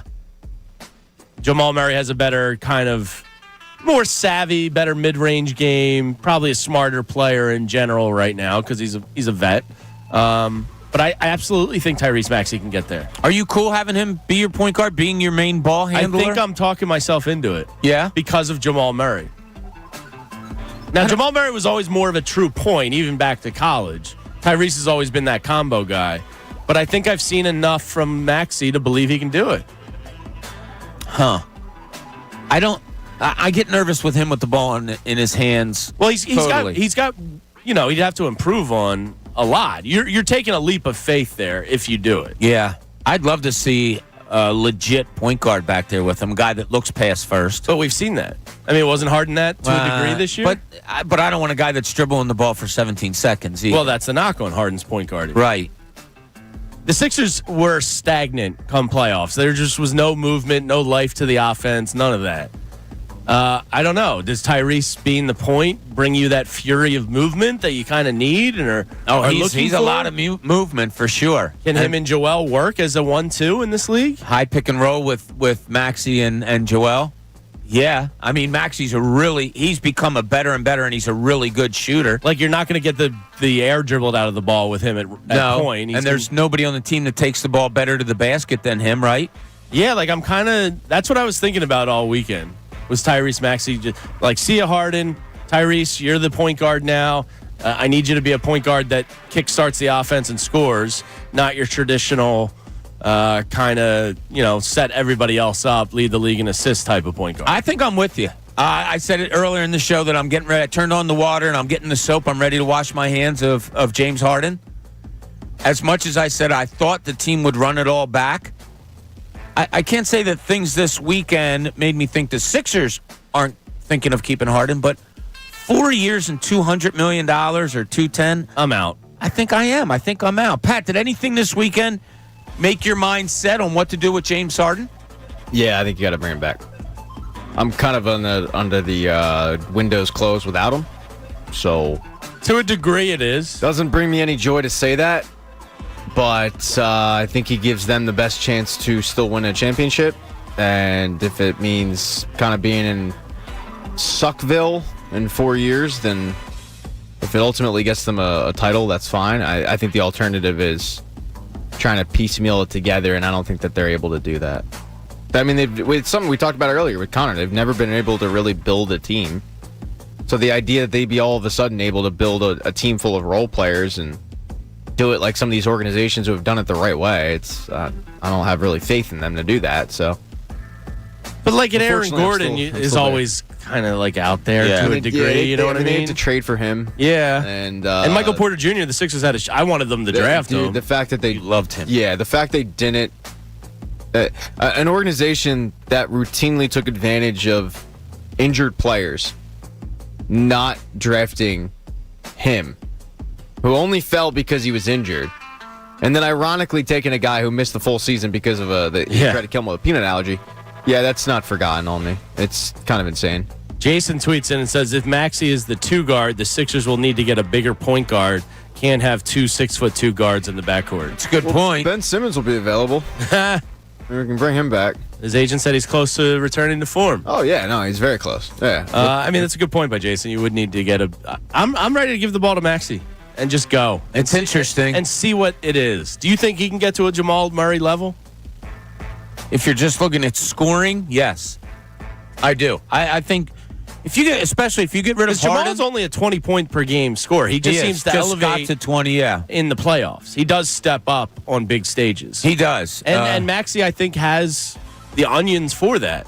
Oh, I think he absolutely has the onions. I don't mind him being a more of a focal point leadership-wise. If you make Tyrese Maxey your number 2 behind Joel Embiid, he takes on such a big responsibility besides just looking to be the second scorer on the team. Yeah. There's a lot more to it than that. I think he's ready for it. I think he is too. So that's now you have. I don't know if I like him at the point though. That's where I'm having problems. But if you do have him at the point, you need another point anyway. I just like the ball in his I don't want him to have to find the ball. I don't mind it being I want the ball to find him. You know what I mean? I don't mind if the rule was whenever we get whenever we get a defensive rebound, we want to look to outlet to Tyrese right away and go. If that's not there, then said point guard, you bring the ball up and here's our offense. But it's got to be a motion offense to utilize Maxey better, and they have. Can you run a motion offense with Joel Embiid? It's a great point. Like I said to you before, I don't know why you can't do picks away from the ball when Joel Embiid's in the game. When you're throwing the ball to him at the 15-foot mark, why aren't other players moving? Yeah, I don't get it. No, and drove me nuts. That's where you limit Tyrese Maxey the most, is when you tell him to stand still. Look, we want you to go imitate Evan Turner and go stand in that corner and just stand there and do nothing else. Why would you ever do that with him? I have no idea. He's one of the fastest players in the league. Utilize it. Yeah, especially with the ball in his hands. And you know what else? This my thinking about this. Thank God for Tyrese Maxey. If he wasn't here, if he didn't fall into their lap at pick 21, how much more bleak is this outlook? Mike Muscala deserves his jersey to be retired. Damn right. At least at Xfinity Live for hitting that shot. I mean, Because they never should have had that pick. no. I mean, nobody foresaw the Oklahoma City Thunder being the 21st best team in basketball or whatever it was. Yeah. You see top 20 protected OKC. Oh, okay. Well, that's not going to vest. Yeah. And you're right. Thank God, because they haven't had many picks since. They pretty much traded all their picks away. Yeah. And they hit when it was. And hopefully most Jaden important. Springer something. I don't know. I think Maybe. I think he can be a nice rotational piece, defensive stopper. Well, whoever this energy new guy. coach is better, invest in him in the regular but that's season. the thing. Like they have to put the work in with him, and they have to actually see what he is, and kind of usher him in like B-ball Paul, and kind of give him some run, and not okay. It's a minute and a half left in the game. Get out there, kid. Like that's a waste. Hopefully he's something like that. Kenny in Philly has a potential change for the Sixers. What do you got, Kenny? How you doing? How you doing, guys? First time caller, love the show. Thanks, buddy. All right, so you're getting rid of Harden, maybe trade, maybe sign and trade could be possible. keep Tobias, but maybe a trade. But how I'm looking at this, bringing a point guard, add the backup center to the power forward spot, because he gets the rebounds and all the dirty work that it seems like Joel Embiid don't want to do.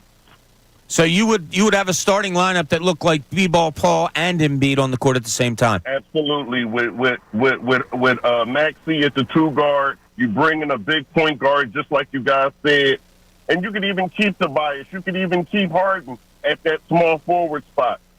Then you got number 7, the backup guy that we got from Carolina. You put him at small forward. You got all kinds of options there. It's Then not. you work on the bench. Yeah, I had somebody, and Kenny, thank you so much for the call. Appreciate it. Thank you. I had somebody come up to me. Her name was Asia. Came up to me and Devon at one of our pregame shows, and she said, "I don't understand why they don't do that. Why don't they play Paul Reed and Joel Embiid together?" She was walking away. I didn't have the time to say, well, they haven't been together on the floor at all this year. And as we know from talking to some people, B-ball Paul sometimes has a little trouble comprehending what they want him to do, for lack of a better term. So put him on a court with Joel Embiid without them doing it before. That could be disaster. Yeah, but that's also the knock on Doc at the same time. I understand why he wouldn't go to it in the playoffs, but that's why you try those things out in the regular season more. Yeah, and everybody's such specialists now. Now you're taking away, so your four guy can't shoot from outside. Although no, they were practicing him at 3-point shooting. Devon told me throughout the year, trying to get him better at that. I don't know. I'm getting to the point where I'm tired of watching these playoff games and seeing so many people on the Heat, on the Nuggets, on the Celtics, be able to beat you off the dribble. Be able to beat guys on the perimeter off the dribble with either quick first steps, great dribble drives, spin moves, whatever, and get where they want. And you just don't have that here with the Sixers. I mean, Harden was getting by people. He just turned into Robert Covington around the basket all of a sudden. I don't know what happened, but he was actually beating people, and that's kind of why I want the ball in Tyrese's hands more. Beat people off the dribble. Yeah. Yeah, I'd love to see wing players here that could do it. I don't know if it's it'd be nice to see collapsing defenses around somebody cutting to the basket rather than collapsing on Joel Embiid and everybody standing still. I don't understand why they can't implement an offense that has people moving. If you're double and triple teamed constantly, it should be pretty easy to beat the other team. You would think. Yeah. I still don't understand why Robert Williams was like a deciding factor in this series. Oh, he's a stud. This is what haunts me a week later. Like why Robert Williams decided that series, I'll never understand. It's a question I feel like we have every year that we'll sit there cursing a player of the Robert Williams ilk. Yeah. That we're like, why in the world did that guy make such a difference? You know his nickname's the Time Lord? It's a pretty good name. Because he missed like his draft day like flights and stuff, and apparently he's late for everything. Oh, really? So he's like Nerlens Noel. Yeah, he's Time Lord. I can't. That would good bother nickname. the hell out of me. Yeah, your biggest day of your professional life, and you miss your flight. Any day. Yeah, I but just let alone your first. Yeah, the Time Lord, though. I mean, probably not good. That's pretty coming good. up with that as the nickname and the reason being behind it, like I felt like that story could have gone in a different direction in terms of nicknames, and they made it funny yet also a badass nickname. Yeah. You know, that's good teammates there, and it all goes full circle to what you talked about earlier, Bob, of being a good teammate. Oh, we got a tweet from somebody that has a good one and a guy you covered. He says the ultimate teammate might be Thad Young. Did everything that was asked of him, always, I forget what else he said, but you can speak to Thad Young being a pretty good teammate. Great dude. Always kept his head down, and whenever something was to be said, it was kind of positive reinforcement or, let's go and that kind of stuff. I thought they were going a different way. He said, ultimate Sixer teammate, Thad Young, always did the dirty work. Guarded 1 through 5 and never complained about anything. # show you love. I mean, a current Good guy, dude. and I've ripped him, but Tobias Harris. Yeah, Tobias seems like a really I mean, good it teammate. seems like a really good guy, good teammate, good in the room, all that. I just, I'm done with him. Yeah, Sometimes, Pat, it's just time to move on. yeah. That's all. I've heard that a lot. All right, we get back here on the John Kincade Show. Pat wants to talk little bit about Daryl Morey and something that he may or may not be doing. This is 97.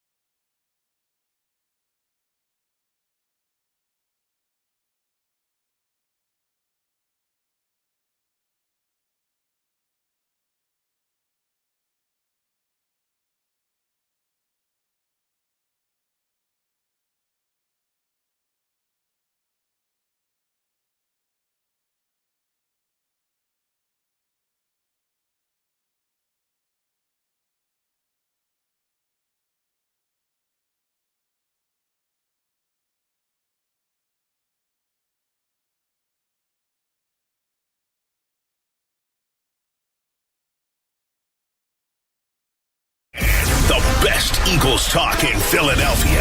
97.5 The Fanatic. Now, back to the John Kincade Show on 97.5 The Fanatic, Philadelphia. Really?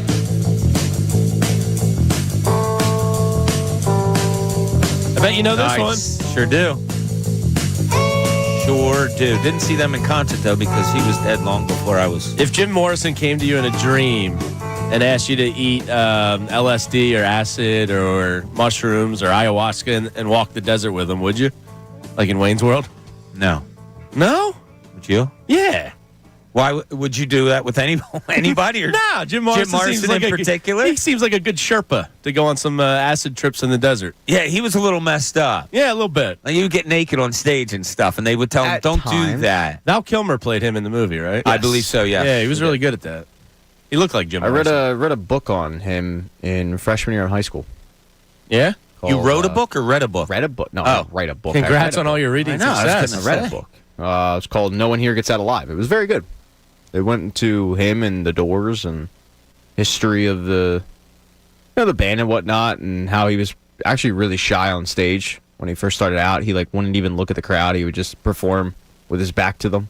Wow. And then eventually, he came around to Well, being a all showman. all the drugs and alcohol kind Yeah, of they do that. loosened them up a little They bit. do that to people. Yeah. So, it What was is the interesting. fascination with so many great musicians dying at the age of 27, and Jim Morrison was one of them. Wasn't Janis Joplin one and Jimi Janis Hendrix Joplin one? was Hendrix was one. I think the latest was Amy Nirvana. Winehouse. Kurt Cobain? Kurt Cobain was Cobain, one. yeah. Amy Winehouse, I think, was Amy the latest. Winehouse, another one. Yeah, that is bizarre. And it's It's crazy. it's pretty wild. Hey, you want to train for a career in broadcast media, web development, social media marketing, and filmmaking? Well, do it at CSB Media Arts Center in Cherry Hill. GoCSB.com. That's GoCSB.com. All right, Pat, you think if the Sixers are going to go in a direction or another, and you're talking the highest of highs and the lowest of lows, it could come down to this person? This is Pat's point of view. Here's Pat. Thank you for joining me, gentlemen. Have a seat, We're here. because I'm about to hop on a soapbox. All right, so Daryl Morey, president of basketball operations. Heard him. Yeah, he's a basketball guy. He's also a film buff. I like that about him. But Apparently also a Ted Lasso fan. Yes, and some media members don't know that and then pretend that they do know that. It's fine. Just, you don't watch the show. It's cool. Just own up to it. You don't have to fake it. But I think the one thing we can all say about Daryl Morey is that dude is bloodthirsty for a championship. He better be, yeah. He is borderline up there with Ed Snyder when Snyder was coming to the end and was making rash decisions like the one that we talked about earlier in the show with trading Sergei Bobrovsky and signing Brizgalov. Like, Daryl Morey wants a championship so bad, and that's a good thing, but it can also be a negative. Now, the reason why we know this is because of the moves that he made when he was with Houston. When he left there, they had nothing. I mean, they had James Harden, and that was it. But, the Russell Westbrook trade was bad. That was a bad one. Really, really bad. He trades for Chris Paul. He signs Dwight Howard to a massive deal. That dude tried as hard as he could to get to championship, but at the times he was making rash decisions and giving up the future to do it. And when it was obvious that it wasn't going to happen, he kind of cut and run and came to the Sixers. It seems like the same thing is happening now, though, in Philly, where I don't want to say he's making rash decisions because I don't think it's that. The Ben Simmons move, we'd all do that every day of the week. Yeah. You trade Ben Simmons, you end up getting a guy in here who wants to play basketball and played pretty well. I know that no one's happy with his Game 6 and 7 performance, but still, James Harden was a damn good basketball player here. Ben Simmons doesn't want to play basketball at all. So you would do that. My concern, though, is that his decision-making this summer could possibly cripple the franchise. Now, it's either going to cripple them or it's going to lead to a title, or pretty damn close to it. But I don't see a lot of gray area because he's either going to give up so many assets for the future, and I'm talking years down the line where we're sitting there in 2030 going, wait, why don't we have a first-round pick? Oh, yeah, because we traded it for some role player. Do they really have that many assets to give up? No, but that's my point, is they don't. So he's going to have to trade picks 5, 6, 7 years down the line that we're not even thinking of. When they traded... But do teams even, I guess my point is, does that even bring you much? So that depends. Like the Sixers could be bad in 7 years. Daryl Morey, well, when you look back at the 03 NBA draft, the NBA champion Detroit Pistons had the number 2 overall pick, and they took Darko, which was a mistake. But it was like, well, how do these guys have the number 2 overall pick? It's because of a trade that happened with the Grizzlies 8 years prior. So I think some teams do, and maybe like an OKC with Sam Presti, who seems to be Teflon and will probably be there in 8 years. You hate Sam Presti. I do. I can't stand Sam Presti because he gets lauded by the media. He's a Bobo Sam Hinkie. Yeah, he must be a great guy. Can't stand Sam Presti. But like our buddy Vince Pellegrini texted me the full breakdown of the Al Horford trade. The Al Horford trade happened, I believe, in the 2020 NBA draft. They give up a first-round pick in 2025. Yeah. So teams will be willing to do it because you look at some good teams and you go, well, I'd kind of rather have a pick 6 years down the line when they might be bad than a pick next year when they're likely to be really, really good, and that pick ends up being in the 20s. But he's going to have to do that anyway because he already gave up all the picks. He already gave up the war chest. He gave up the seconds and the firsts and, the pick swaps and stuff. So they don't really have any options other than to trade future picks. So whatever this guy, Tyrese Maxey, whatever this guy does, I'm a little concerned that he's just going to go, I don't care about the future of this franchise because I'm thinking of the now and I'm thinking of getting this deal. And at times that works, but in other times you end up trading like 4 first-round picks for a cooked Russell Westbrook, who in a year you've already cut and run, and the new GM is trying to trade him to Washington to get anything of value for him. So my question to you would be then, why should he look to the future? Why should he care about the future? Well, and he won't. That's my problem. Now, my problem as a fan is I'm caring about the future. Like, I'm caring about what happens 5 years down the line. He doesn't. Now, am I going to care if this ends up resulting in a championship? No, I don't care about a first-round pick in 2030. But I also don't want to be sitting here in 2030 if the team is bad and they have the 7th overall pick or whatever. And I'm like, oh, yeah, remember when we traded that for Max Strus? That was cool. Just using his name as a hypothetical. He's actually a free agent. So I'm just a little concerned that Daryl Morey's bloodthirst for a championship might end up hindering, the long term of this franchise. And for short term, it'll be fine. They'll get a role player in here. They'll get a valuable bench piece. They might even get a starter. But that's what Daryl Morey's thinking. He's the one making the call. I'm thinking, down the line. And when you look what happened with Houston, I mean, they had to kind of clean up that mess quite a bit. So ideally, you want a guy that can do both. Look at the future and fix it. I want my cake and eat it too. But if I had to choose one, I think I got to go opposite of you. I'd rather have somebody that's all in now because you have a, as you say, window open with Joel Embiid.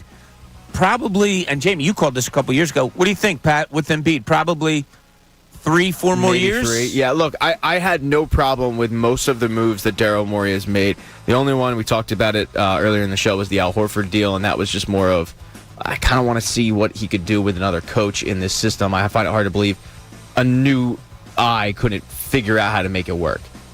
But that was really the only move that I disliked. Other than that, I've been fine with his win now approach. I'm just worried that because the win now approach has yet to work up until this point, that he's going to kind of press the panic button and make rash decisions that don't end up panning out all that well. So the next, it's kind of like when you're at sorry to cut you off. It's when you're at like a blackjack table and you're on a roll, you're doing pretty well, and then you lose a hand, and then you lose another hand, and then another hand, and then all of a sudden, instead of because you're like, well, I got to get it back. Been there. Trust me, I've also been there. You don't start thinking rationally and logically. You start thinking reactionary. Well, isn't the irrational thing to do to give James Harden 4 years, $200 million? Did you say rational or irrational? Irrational. 4 years, yes. But if you're looking at the short term, I mean, and we always point out, like I'm more concerned about that than I am the long term like trade assets. Yeah, you know what I mean. I'm the opposite. Because I think, look, if he's cooked after 3 years, what have we said about the Toby contract constantly? Like, well, you only got 1 year, you can get out of it. It's an expiring contract. So I understand why people don't want to give him 4 years, but that 4th year, you could hypothetically end up getting out of it. Even 3, I'm a little worried about. I'm fine with 3. 2 would be my max. Well, I mean, let's just sign him for 1 then. I wish he would just do 1. Let's do 2 10 days and Yeah. call it a day. Yeah. So the question that comes to mind then, Jamie, I'll ask you, do you trust Aramori? If the goal is to go short term and get this done because of that small window, do you trust him? And what's your caring about the future like Pat? Right now, I don't care about the future as much. Like I'll take the bloodthirsty guy that knows he has to get this done in the next 3 years. Do I trust that he's the guy to do it as much as I would anybody else in this league? So yeah, I think look, his press conference last week where he was kind of like, the grass isn't always greener, guys. We have improved since I've been here, and like kind of like patting himself on the back a little bit. I thought was kind of wrong time, wrong place. Fan base and media didn't really want to hear that. But I do have confidence everything he's done since he's been here has been legit. Yeah. And about as good as you could do. He had, like, I don't mean to crap on Darren because if it's coming off that way. No, I don't think it is. No, I just don't want to think you clarify are. that But because I do think the guy has made really good moves.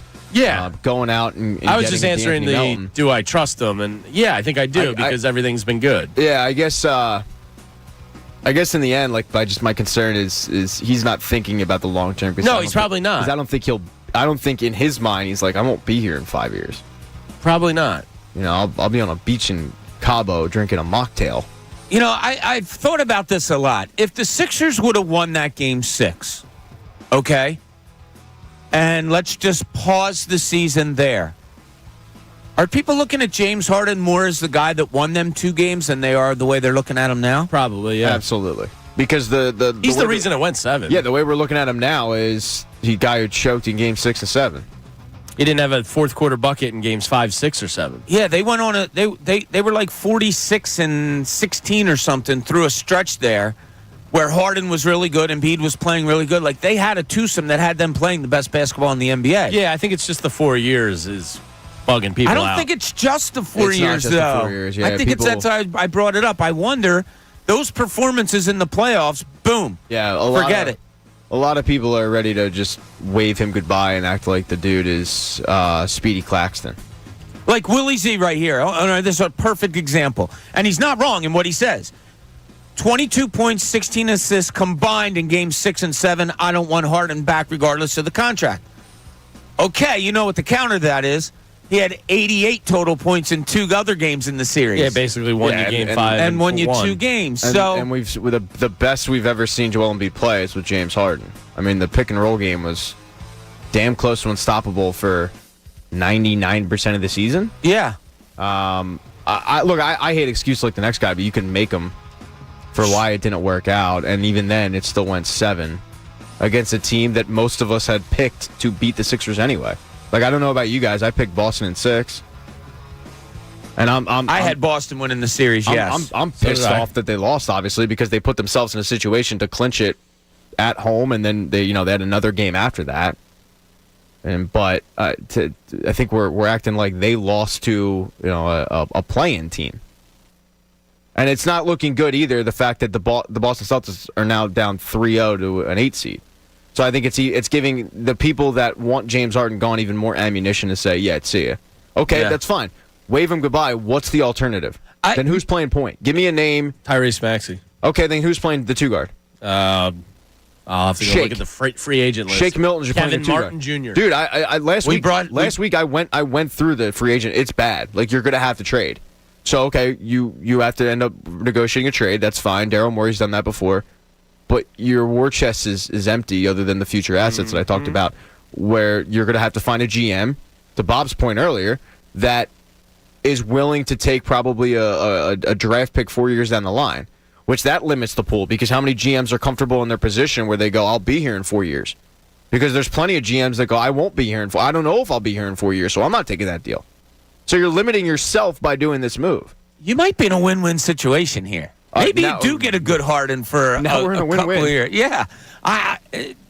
We can't forget about how good he was for a lot of this year. Yeah, now, he come should've been an all-star. playoffs, you might have the 2 worst superstar playoff performers in Embiid and Harden. Maybe that could be real. Maybe a new coach knows how to design it so that isn't real anymore. But Yeah, I just wonder, had things turned out differently in that Celtics series, are you looking at James Harden in a totally different Yeah, we're not way? even having that conversation because Yeah. we're still playing basketball. You're not. Doc Rivers is still here. Doc Rivers is They're likely still here. playing basketball. Doc Rivers, but even then, Doc Rivers is likely here next year. Yeah. I mean, maybe not if they get swept, but we all are a lot. I don't think they get we're all in agreement that they matched up better than Boston did against the Heat. He said, Yeah, I say don't that think it's a now. conversation at all, Bob. Although I do feel like we sound a little like San Francisco, like the 49ers fans. Are we whining a little bit? Well, not whining, but like convincing ourselves maybe that like, oh, it would have been different. Maybe it might have. I don't know. Yeah, no, I don't think it's 49ers-ish because they're like, we're saying that our two biggest stars soiled themselves in the biggest moments. We're not blaming, you know what I mean? Like, Yeah, you have a they point. blamed it on an injury that I'm not. probably didn't affect the game anyway. I'm not going to be circling the Boston Celtics on the calendar next year like the 49ers are circling. The No. Yeah, I mean, we're not even having that conversation a little bit if they win at Game 6. Yeah, fair enough. And it's But probably it's still- sign it's- Harden for the future. Yeah.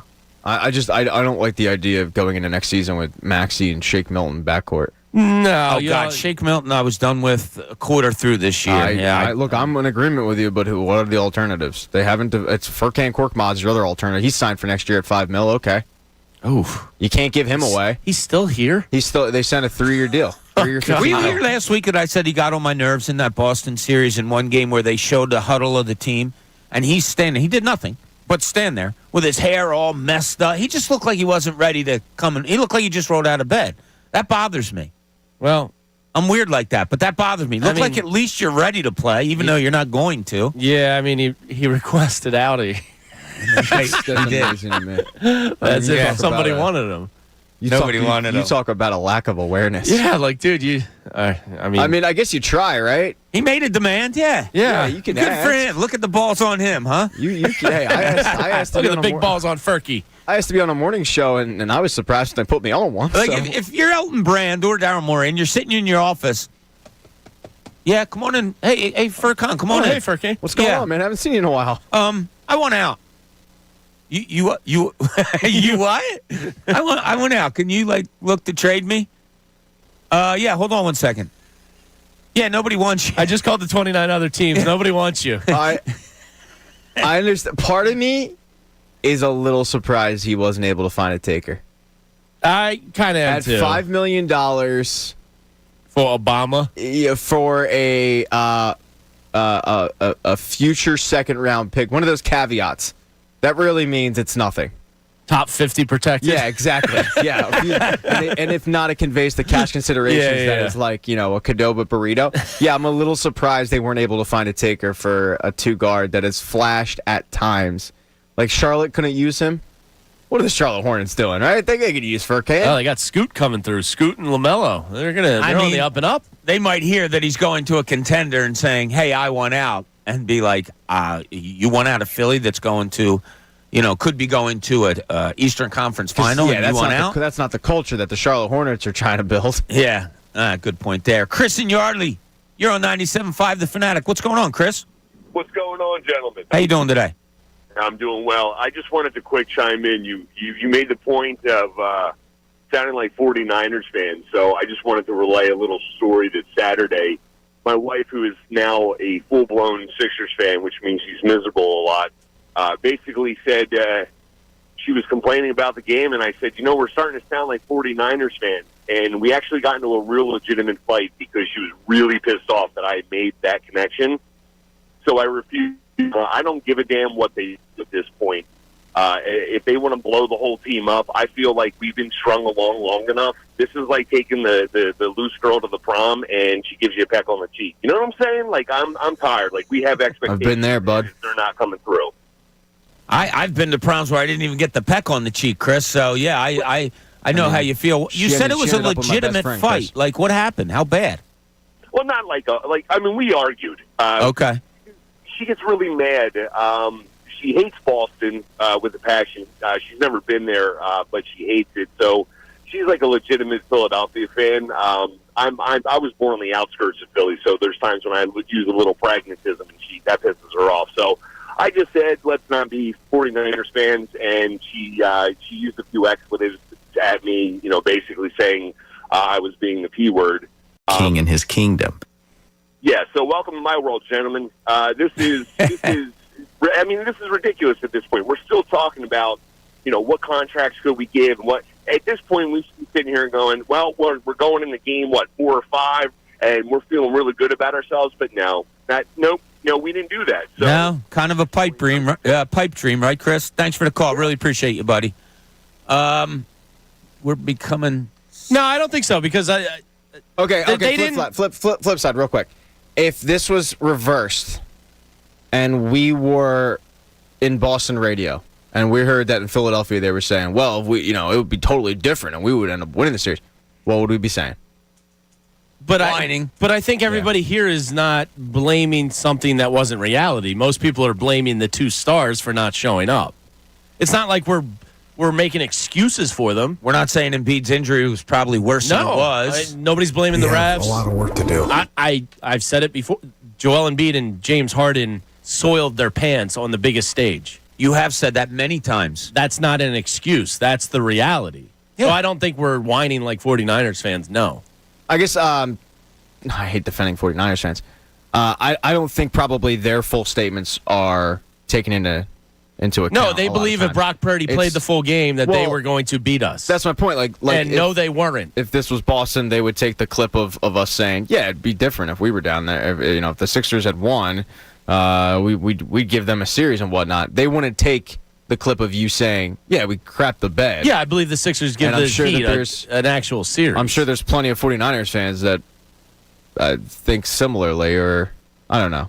Yeah, but Hassan Reddick, the Niners are blaming something that was ignoring reality. And the reality was you blocked Hassan Reddick with a backup tight end, and he busted your quarterback in his face.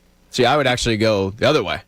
I would go with the 49ers fans are ignoring the reality that Brock Purdy wasn't scoring 30-plus points. There's also that. Like, healthy or not. I can't get that. That's the part of the 49ers argument that I can't get over. Like, you really think Brock Purdy and a Christian McCaffrey who was having trouble walking the day before, you think they were scoring 30-plus points on this defense? No. Not unless the turf god got in the way somehow. If he'd have come into Philly, Sod Father, whatever he is, if he'd have come in at halftime and watered it down or whatever, then maybe. Don't bring his name up in front of me. I apologize. That's going to, honestly, like in 30 years, I'm going to be like, stinking Sod Father. That is crooked. Yeah, I mean. Like, it really pisses me off. I can tell. Well, freaking Sod Father. His family's got season tickets to the Chiefs. You can't talk, Pat. He's on a roll. I want to let him go. I got it out. Screw him. That's it. Keep Sod going. Father. NFL's corrupt. What do you think of him? Where's that in the script? I heard he's a nice guy. Yeah, maybe. Nope. I heard he does not donate to dog charities. I heard his lawn looks like crap. Yeah. Got a lot of crabgrass. When we get back, I have a rule that happened this weekend in sports that I have to ask you about, and I want to know if you have some rules in sports that really get on your nerves, or maybe ones that aren't rules that you want to see change. And Jamie is going to bring up a trade scenario. All that and more on the John Kincade Show here on 97.5.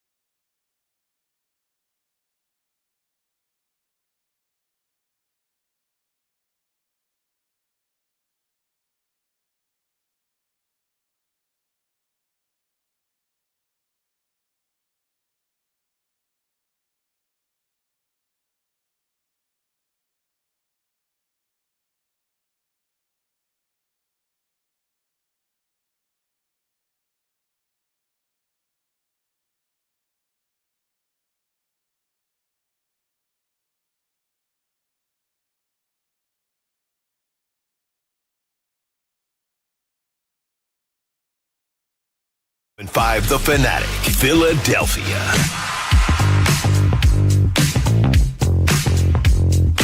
John Kincade Show here, 97.5 The Fanatic. Bob Cooney, Pat Egan, Coach Eric Camille, Jamie Lynch in the house. We're getting it done on this Monday after a weekend of sports that, besides the Phillies, didn't include much. I watched a lot of golf. How about a 3-0 Union win on Saturday night, though, right, Coach? Now he perks up. Every second counts, Coach. What do you think? Good Union victory? Sure was. Uh-huh. Looks like the old Union from last year. I think all the CONCACAF stuff and all of that other stuff, that once that all goes away, I think you're in a better spot. And I think they're in a better spot right now. Yeah, they look pretty good, and the Revolution were actually second in the conference starting on Saturday, and they took care of them. Bunch of losers. They're a bunch of losers. Nerds. Crazy. What kind of a nickname is Revolution? Come on. I mean, Really? I kind of like it. That's one of the better ones. Yeah, I like that. I mean, when half the teams are FC and I try to jump on your guys' bandwagon of like putting them down, and you guys. I mean, the MLS isn't very creative with like half the days. Real and Club. Yeah. Wow, that's really good. Jamie, you like the shore, right? Love the shore. I'm heading down this weekend. Are you really? Yes. Actually, got a little golf outing. Congratulations. Saturday with some college buddies.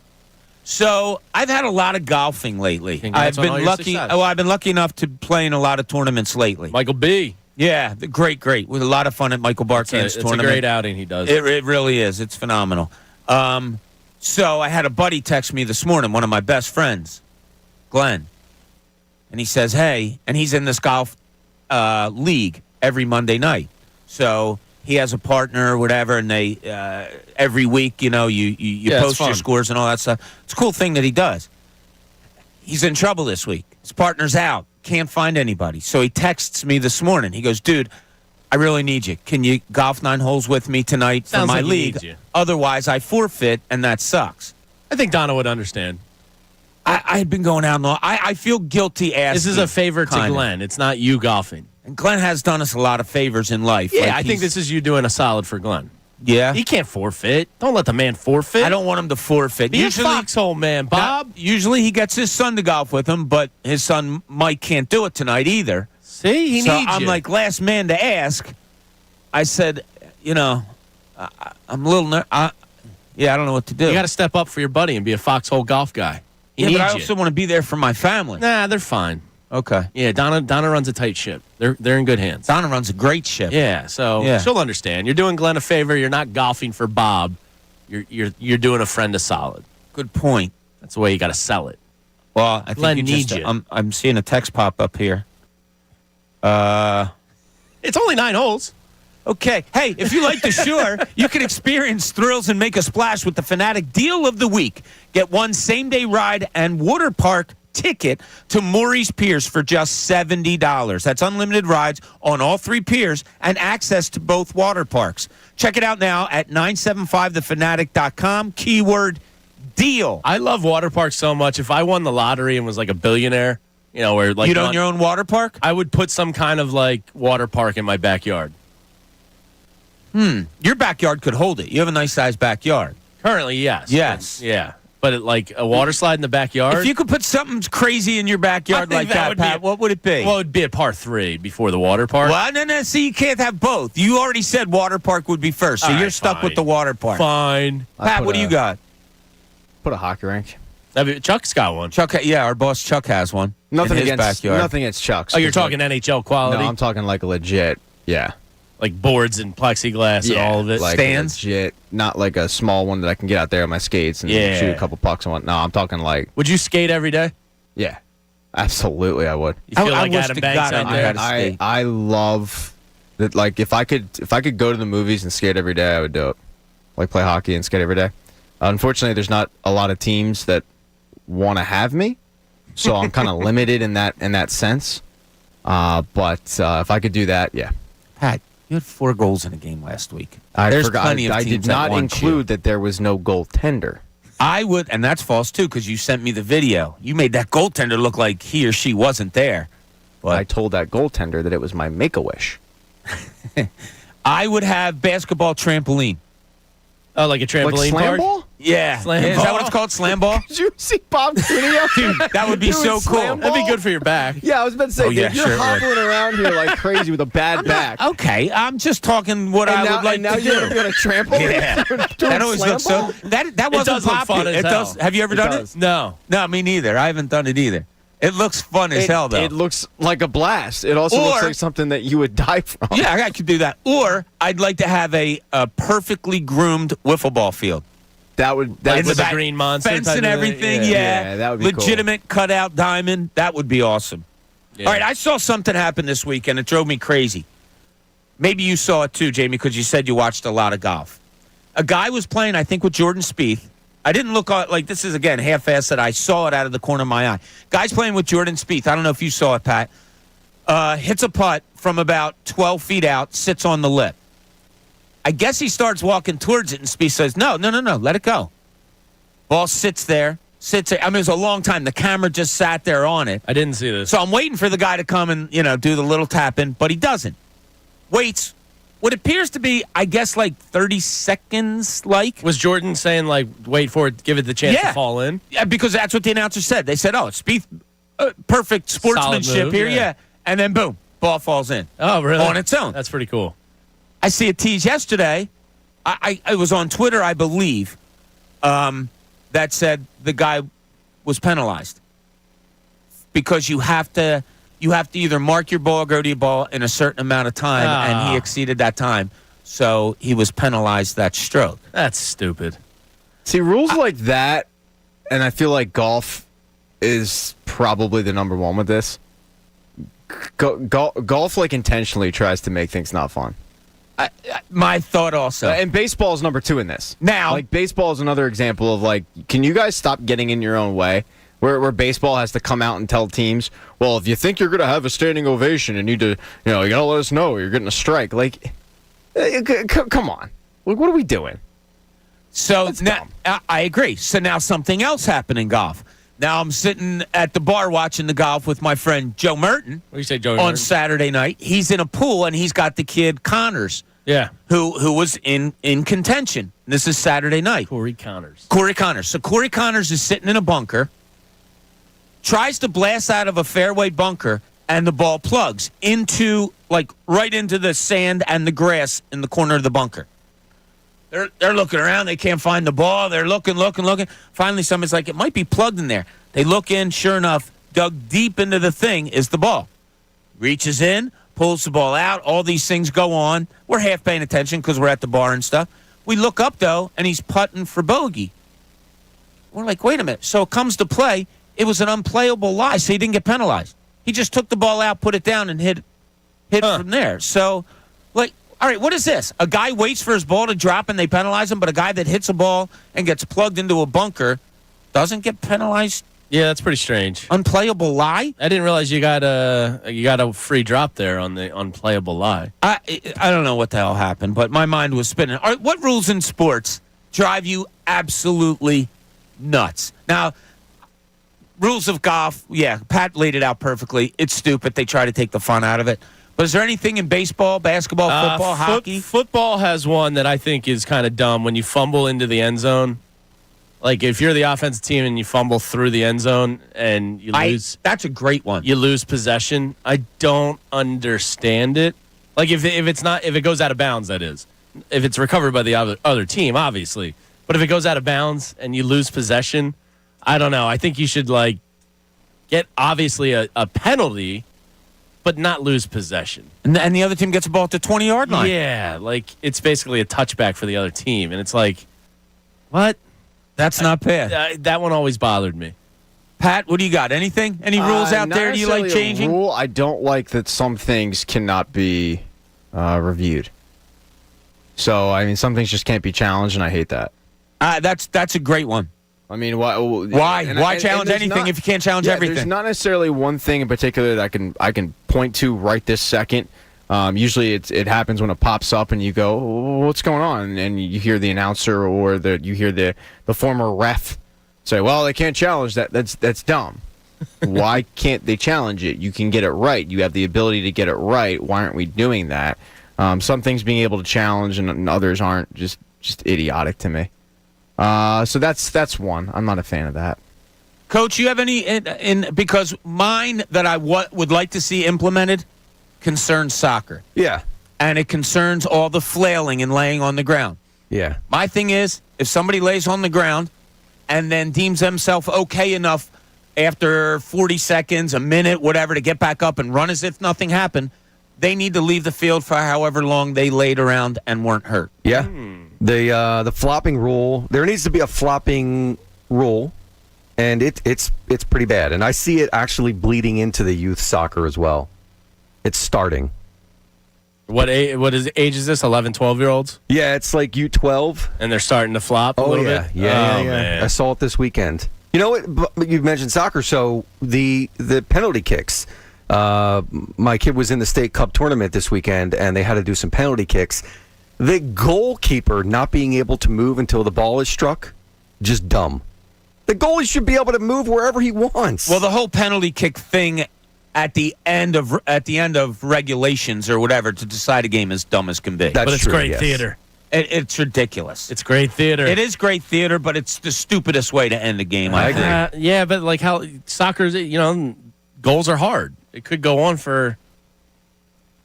Yeah, you know what I mean? Like they run so much. It's a tough situation because at the end of the game, they're shot. Especially at the end of extra time, if you go into extra time, you're risking pulling hamstrings. Yeah, and you're tearing cooked. stuff You don't have any subs left. Like you have to end it at some point.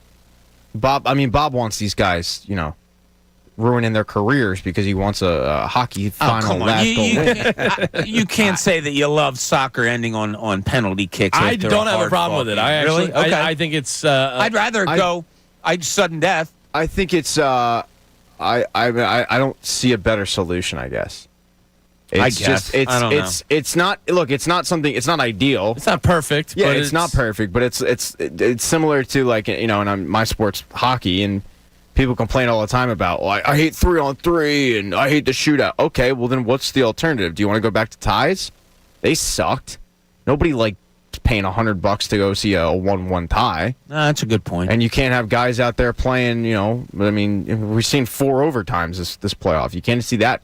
In a random game in January. So it's just an imperfect science at this point. It's the best situation. So I got a note here about our show.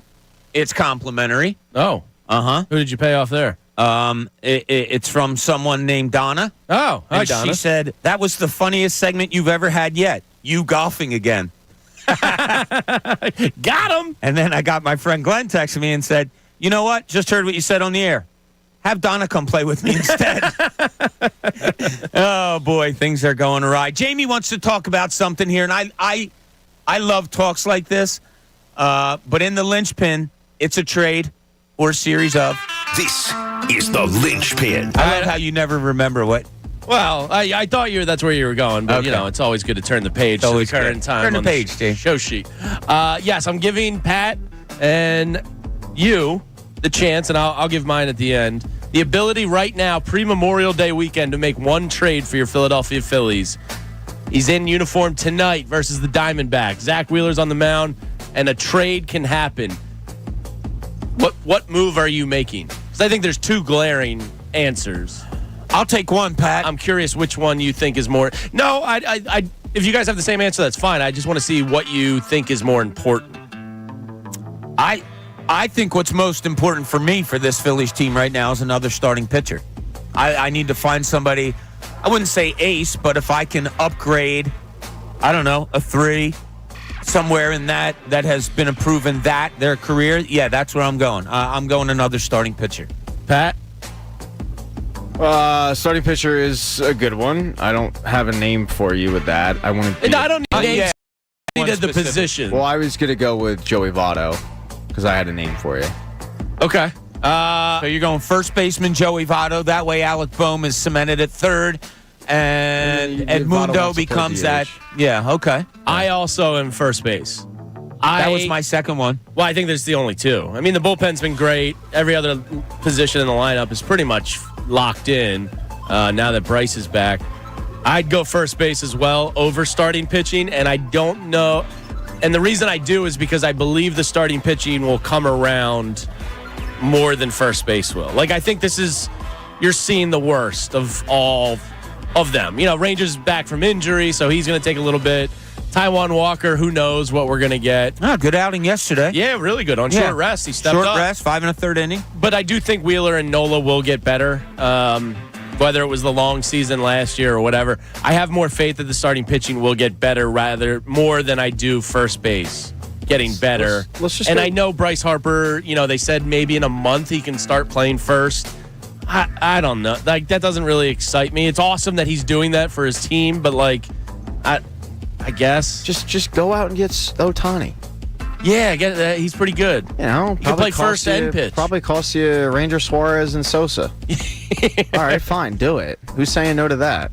Jamie, you say first baseman. Could you expand it and say first/third baseman? No, I want Alec Bohm at third. Okay. I don't want to yo-yo this kid around. Well, if you put him at first, you wouldn't yo-yo him. You put Harper back in right field. Castellanos becomes your DH. But then next year, is he your third baseman again? No, he's still your first baseman. Bohm? Yeah. And Reese is gone. That's a good point. You know what I mean? I just want Bohm locked in third base. I just want to know. All right, okay, I shouldn't even argue with you on that because I agree with you, actually. Yeah, I want him to be the third baseman of the future and just know that. So I'd go get a first baseman more so than I would a starting pitching. You make a good point about the starting pitchers in that they're probably pitching as bad as I think they may all season. Yeah, I think so. And who knows? Maybe Andrew Painter, after the All-Star break, his arm's feeling good and he's looking good. Maybe they give him a shot at that fifth spot because they need somebody. I don't know, but to me, first base is more important. Pat, I haven't seen much on Painter lately. I mean, I saw he's in 60 feet, program, 90 feet. Yeah. Is there anything more on him? That's it. That's the update. Wow. He's in a throwing program. I mean, they're being uber cautious with this. I would argue they're just kicking the can down the road. I mean, these young pitchers, eventually. That's why it's like you want it to happen earlier if it's going to happen. That's kind of where I'm at. I'm not saying, have him lock him in a room and have him throw till his arm falls off. But yeah, I think I'd rather have it now when you're not relying on him than him come up in a year and a half and it goes. Basically what happened with Strasburg. Strasburg makes his debut for the Nationals. He was lights out, and then I don't know, 4 months in, his arm blew up. It blew up here actually in Philly. So I'd rather have it kind of happen in the minors at this point. So it looks like, according to the last timeline I saw, he's been throwing from 120 feet. Should if he's still on schedule, start pitching from flat grounds this week. Rehab start 2 to 3 weeks from now. So that's June. So June he would start rehabbing. What was your prediction at the beginning of the year for him, for Painter? Didn't you say you didn't have him up here? I didn't have him up here. Right. I just don't think that you could. You have him here at all? My main thing was, I think he would make his debut, but I don't think you can rely on him. No. You can't pencil him in of. But now you need an arm. That's where you got to be careful. Count. I'm sorry, Pat. Finish that. Naming the guy, listing the guys you can count on down the stretch. I said do not include Andrew Painter in that list because his innings will be completely limited, and now they'll be even probably more limited because of his injury. Now, that can't happen what you just said. Jamie just goes, but you need an arm. I can't force him up here because they need him here. Yeah, I want to see him force his way up. Can. You would? Okay. Yeah, I understand that. To me, take the kid gloves off, right? Well, yeah, to me, if you got it, you got it. But they don't take the kid gloves off. And if he's, having elbow inflammation this early and, the forearm, it's probably going to go eventually. So, I'm in the school of that's a calculated risk I'm willing to take. Because if it goes now, I'd rather it happen now than next year, as Pat said, he's in the rotation and second month of the season it goes. It's I'd rather just kind of know. You'd rather him break down now than later. Yeah. Kind of. It's kind of twisted. But you made that point before. You made that point before. Yeah. It's going to happen at some point. It is. It's just the reality of baseball nowadays is these young guys, they don't throw a couple months. They throw year round. They get drafted. Their arms are kind of cooked. I mean, not to the point of they're done, but they'll need some kind of surgery, and studies have been done on it. The amount of arm surgeries amongst teenagers is on the rise every single year, it seems like. So, yeah, I mean, I think the worst case scenario is next year you're sitting there, you have him penciled into the rotation, he ends up winning a job, and then he goes down with an injury, and then you're actually looking for a fifth starter. You can make the argument now they need a starting pitcher, as you laid out, right? But do they desperately need one? Like, is it like, oh man, they're out of arms? Like, if they lose one more guy, no, they actually need a starting pitcher. Yeah, they'll be screwed. They can they can do with what they have right now. So next year, if they put Painter in their rotation, like, they will need another starting pitcher if he goes down. And I don't know if they have that. I mean, because Mick Abel hasn't. He's a top prospect, but he hasn't like shown much in Double-A. Although, granted, he's pitching in a predominantly hitter's ballpark in a hitter's league, but still, he hasn't exactly wowed. His last start was pretty good. I think he went 6 and gave up no earned runs. But other than that, he's got like a 4.5 ERA. So he's not someone you could throw in there next year. I don't know what they do. We're having fun. Yeah, no, starting pitching, I would You probably can't go wrong lean with towards that. first. You're right. I don't but- think it's a wrong answer Yeah. because I think it's. But I just can't. Like Cody Clemens. You know what's nice to see, though? Oh, you don't want to see him pitch again? Nah, I'm good. I don't know if you know, but his dad is Roger. Wow, didn't know that. He was pretty good at throwing the ball. So, like, maybe throw him in the rotation. I That was am a kind joke of for surprised that him Alec after Boehm hasn't, for the movement he's done from first to third, it hasn't seemed to affect him that much. No, I agree with you that, put him in, and I said it, we both said it before the season started. Put him at third and keep him there. Let's not mess around. Don't make this another Did Scott you not Kingery learn or nothing anything from like Scott that. Kingery? Yeah, right? All right, here we go. Baseball thing for you. Pat, I don't know if you have this already in that big brain of yours, but I saw a thing come over on Twitter, and it was through 26 years old, the age of 26, baseball players through the history and how many hits they had. Now, this is only guys that collected 3,000 hits in their career. How many hits they had through the age of 26, okay? Wait, say that again? I blacked out. Guys that have 3,000 career hits in Major League Baseball. This is how many they had through the age of 26. Okay. Ty Cobb had 1,600 hits already. He's number one. And you go through the Robin Yount is a guy you saw play. He's third with 1,363. Alex Rodriguez had over 1,300 at the age of 26. Here's the most fascinating person. How many hits do you think Ichiro had at the age of 26 in Major League Baseball? Oh, well, and he finished with over 3,000 hits. 240. 0. Correct. Yeah, I was thinking 0. He came over He's- around age 25, That's amazing, 26, isn't it? right? He's baseball's all-time hit leader. Yeah, when you combine the Sanahara leagues. is baseball's all-time home run king. But yeah, I mean, if you combine both leagues. The fascinating thing about him was, so he got drafted in the 4th round by Orox, his team over in Japan. Their first-round pick that year was Sota Taguchi. Wow. Who ended up being in the 08 team. Philly legend. But he didn't get time with Oryx because the coach hated his swing. And it wasn't it was. I think that there's a new owner that came in or new coach that came in, and finally it was like, all right, we'll see what he's got. He ends up going on to be, one of the arguably greatest hitters ever, the best Japanese baseball player of all time, arguably. I mean, outside Tony Gwynn, probably the best hitter I've seen. Tony Gwynn he was fun to watch. Tony Gwynn is probably my favorite. Tony Gwynn, he's on this list. He only had 770 hits through the age of Well, he was 26. a 4-year college player, wasn't he? Yeah, he went to San and Diego basketball State. player. And basketball. Still their is their all-time leading assist. Yeah, look at Yeah, that. see, we watch sports. college basketball. Yeah, we do. We're a couple of guys in the sports. know sports. All right, Yeah, we but I get think back. Ichiro's the best, or at least the coolest.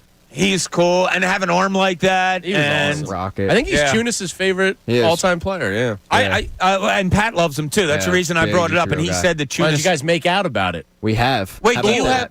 We've Do you done have it. a Ichiro jersey, or is that Tunis? No, I don't have any baseball jerseys. Just jerseys. I just have jerseys, yeah. You don't have and an I don't Ichiro, have, though. and I don't have any jerseys that aren't Phillies players. Okay, so it must be Tunis, the one that has. Yeah, and Tunis yeah. is going to be joining these airwaves in a little over an hour today. as Don't he tease me with a good time. fills in for Anthony, who's out sick today. So when we get back on the John Kincade Show, we have to talk about food. Why? Because it's Pat, and Pat likes food. Also, I want to get a little more Phillies talk, and I'm a little bit afraid about the feeling I'm getting, but we'll talk about that and a lot more here on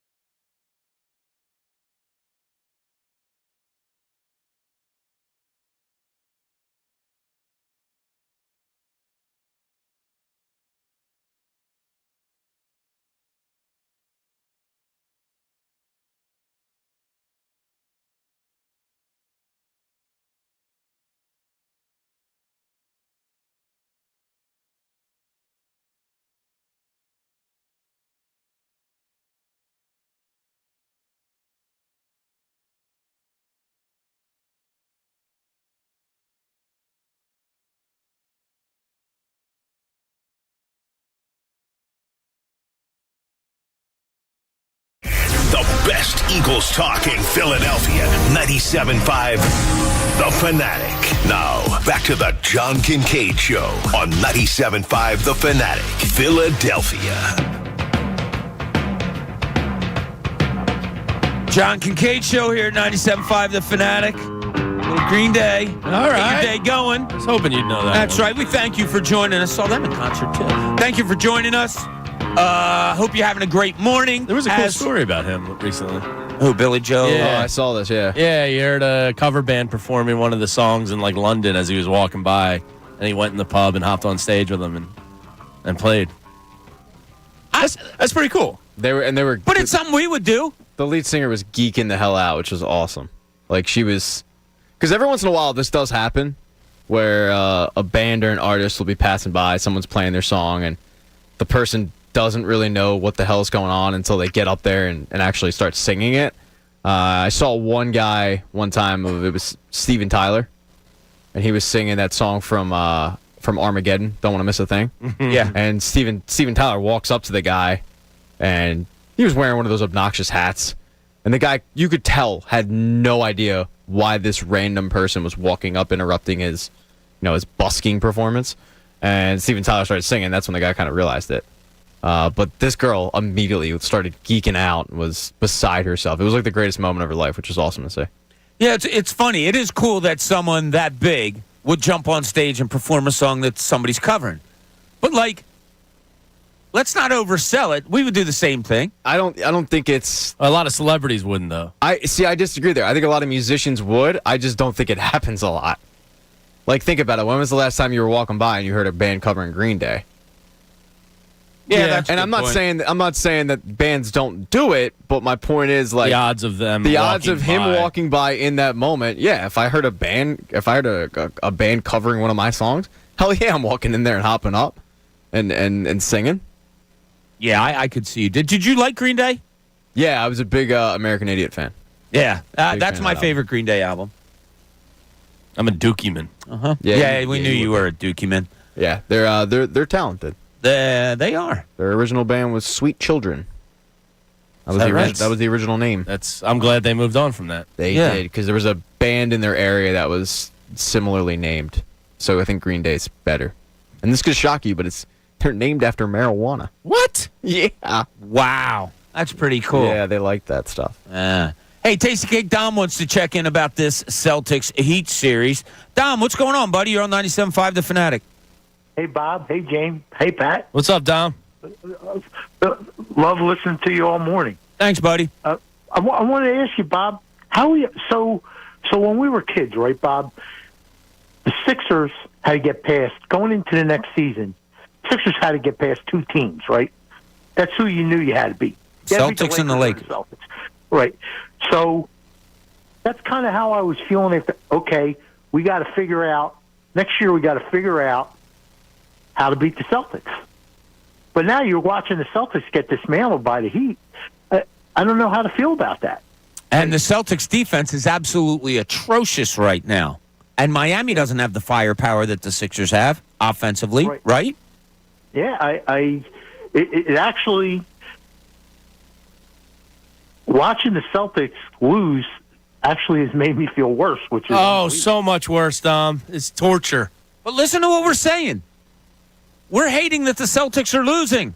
I know. Yeah, well, because they're getting yesterday. Because that means the Sixers squandered it. Yeah, it's hard. And the other thing that earlier, Bob, the guy, it's not my opinion, it was the opinion of great players. The guy that was a great teammate that popped into my mind when you brought this up is Magic and Kareem and Worthy. They all said Rambis. How about that? I didn't even really understand what the hell the guy did, but they all said Rambis. He was essential to that early Showtime Laker team. So that's my pick for great teammate, only because great players said he was a great teammate. Yeah, I had somebody text me. Thanks, Dom. Hope you're feeling well, buddy. I had somebody text me that said Bobby Jones back in the 83 team, one of the greatest teams in NBA history, and he was a sixth man on it. Never complained, obviously. Eventually gets to the Hall of Fame. Which one of the greatest teams in NBA history, and for some reason we didn't have a dynasty. And you added Charles Barkley to it a year later. How does that happen, Pat? Is it? Go ahead. Say what you're going to say. Hold on, Pat. What were you going to say? This city is dynasty repellent. Oh, I thought you were going to say cursed. Well, I mean, they're cousins. It's not so bad that they never win. It's just so bad that they're not able to sustain it ever. It is baffling. Like that homegrown 07-08, that should have seen more than one World Series. I thought for sure they were going to win it in 9. Those early 80 Phillies teams, those Flyers teams with, the Legion of Doom, like that should have won. They should have been able to sustain the Sixers in the early 80s. It's just like dynasty repellent, this city.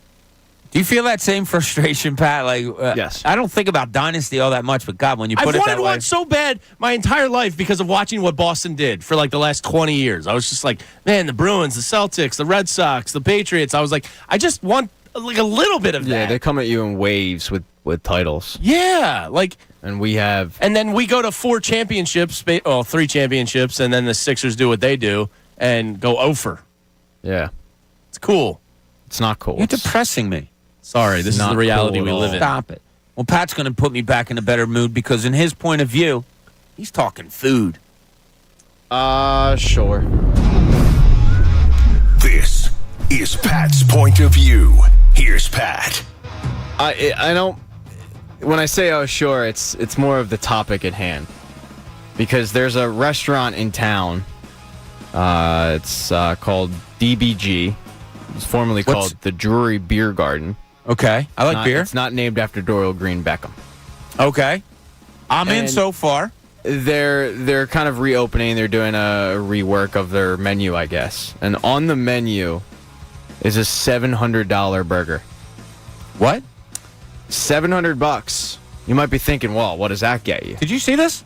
Yes, I did see it. Oh, I didn't see this. I mean, does that get you, a good time? Oh, wait. No, my wife did bring this up to me this weekend. It's called the Gold Standard Burger. Yes. Does it have gold in it? Yes. It is made with Japanese ribeye Wagyu beef, Irish cheddar cheese, Italian black truffle, caviar. I don't like truffle. I don't like caviar. Caviar. Well, I've never had it. Lobster meat prepared in Louis XIII cognac, a brioche bun topped with a gold leaf, and fries drizzled with honey. $700. What the hell are we doing? Trying to go viral? And look, they have. I would have never heard of this place had this burger not been on the menu. Really? It must be cost effective enough to keep a minimal amount in house so that if somebody is dumb enough to pay for that, they have it. But like, it probably isn't like going to sink them, and they go viral and make a name for themselves. Yeah, I think the big thing is probably actually pretty good marketing. I think that there's probably things on the menu that they put it like the ribeye Wagyu. I'm sure that's they use probably it. another item on the menu that's ribeye Wagyu. So and then caviar, how much do you have to keep around? And lobster meat, like you can always. Yeah, you can always get that. It's the gold. I think it's the Louis XIII that is the big one. But that's alcohol, so you always have that. The gold leaf. Gold leaf, from what I've been told, is it doesn't taste like anything. It's a waste. Yeah, that does absolutely nothing for me. I'm just blown away that, like, this is a thing. And somebody's going to order it. Someone will order it, and they will act like... Barclay Prime has a $130 cheesesteak. Yeah.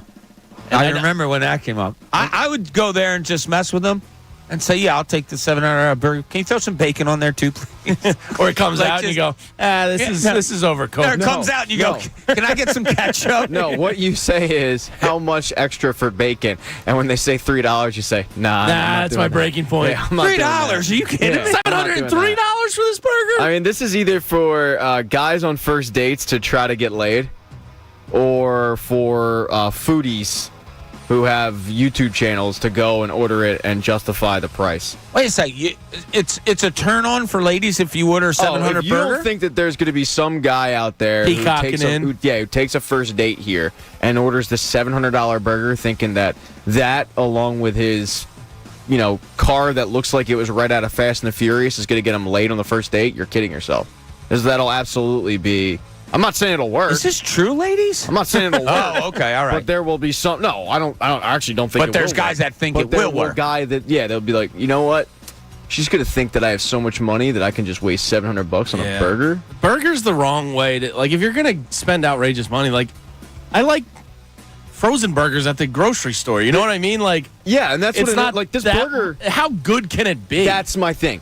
It's This a burger. Bad burgers are good. Here's what first popped into my head, Pat. Sorry, I'll let you go. And then they say to you, "How would you like it cooked?" I would throw down the menu and go, "For $700 freaking dollars, don't tell you know me." how to cook it?" Yeah. So it reminds me of if anyone's watched the show Parks and Rec out there. Oh yeah. There's a burger competition between two of the Yeah, characters. Ron Swanson. Yeah, Ron Swanson, Chris Traeger. Chris Traeger gets this bougie ass burger, and he's got, it's similar to this. I mean, it's Grass-fed, not $700. Yeah, it's grass-fed, organic. and it's a sesame seed bun that's toasted with iceberg lettuce. And then Ron Swanson gets up there and goes, "It is meat that I got at the grocery store on sale With salt There and is- pepper? Yeah, there's salt and pepper. There is ketchup if you want it. It is a plain bun." And people eat the one burger that's a fancy. Oh, this is good, and then they eat the other burger. Oh, this is way better. People that order this are going to tell themselves that it's, oh my god, it's incredible. It's a burger. And if I just handed you it and didn't tell you the price tag, you'd be like, all right, yeah, it's all right. I mean, fast food burgers are delightful. In the weird way, the $130 cheesesteak. I'm like, all right, It's not that offensive. I'm not going to order it, but I know can some at people that least- have tried it on. Wait, like, what's in that? I think it's truffle cheese, if I'm not mistaken. So that puts it from 10 to 130. No, I think it's like an upgraded level of beef with the truffle. Must be cheese. that Wagyu that's so popular. Every time you see one of these obnoxious menu items, there's always truffle oil. Yeah, Always. I don't like truffles. They taste like gym socks would. So the $140 Barclay Prime cheesesteak, the Wagyu ribeye, so right there. Right. Foie gras. I like a good frog wah once in a while. Truffled cheese whiz on a fresh-baked sesame roll served with a half bottle of champagne. A half bottle of champagne steaks. You I can't don't get the know. whole bottle for $150. That is, that's annoying. But just give me an Amoroso or Alicio roll. I don't need a fresh. But that one at right least there. intrigues me. A But, like, $700 because burger is nonsensical. That one's $140, and I'm not sitting here saying I don't have it.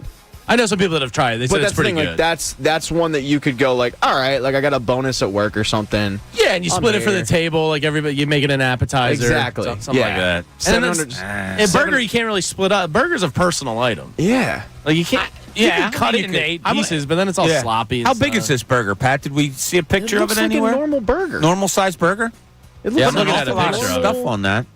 it doesn't look like any bigger I than can tell you what I'm having for lunch today after all this talk, man. The gold plate, like the golden food, is one of the dumbest things I've ever seen. every time. It's truffle oil, Wagyu, and gold, and you combine all three of those items, and that's basically a lock in every one of these annoying. You got to menu see the items. gold 2 days later, right? Oh, absolutely. You're pooping Like, gold. I guess is that that's part of the appeal? $700. So I'm so Pooping cool. gold, babe. Come and look at this. Dave Portnoy from Barstool, who does all those pizza reviews, he did one of, it was a pizza that was similar. It was one of these obnoxious, overpriced, it might have been like a $500 pizza. And same thing, it's got gold leaves on it. He tried it and was like, this thing sucks. And I think that probably happens more than not, is people kind of lie to themselves and say, oh, this is really, because they don't want to think about, you just wasted $700 on something that's not that good.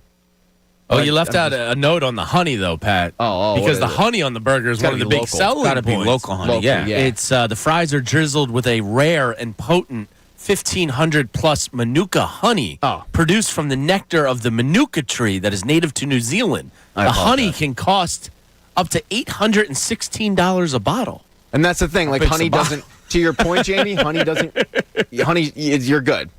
Yeah, So you like can it's keep honey. that around. I mean, this place bought one bottle of that stuff. Yeah. And they will have it in 3 years. Yes. They'll be using the same bottle. I do like that bar, though. It used to be the it's behind Opa. It's in like the alleyway. It's like a cool like little back alley bar. There's nothing better. So we went out on Saturday night to our local pub, okay? Bryson's Pub. What do you over say? in What do you Pensacola. say, Bryson? The Stockman. And so I get our son Tommy, I get him a bacon cheeseburger Hell for, yeah. to munch on. It comes up, the lady hands it to me, I go to take it to him. Popped into my head right away. There's nothing better. A burger at a bar. A pub, yeah. tavern, and have a burger. Oh my God. We got to go to Fountain Porter sometime. All right. It's in South Philly, and it's just $5 bar burgers special like every day. It's just $5, and it's just simple Like to the point of burgers don't need to be gourmet. Yeah. Like it's just a simple lettuce tomato bar burger. Oh, it's so good. Right? $5. It's like it's That's it. great. Yeah, And I'll you get take good that. beers on, a record player. It's a great spot. Record player? Yeah, they have a record player. They play albums. Really? Yeah. Oh, that's cool. Yeah. I thought you just got messed up there. No. Hey, Discover credit cards do something awesome. At the end of your first year, they automatically double all the cash back you've earned. That's right. Everything you've earned. Doubled. See terms and check it out for yourself at discover.com/match. All right. Here's another conversation I had this week, and I'm getting a little bit nervous with myself.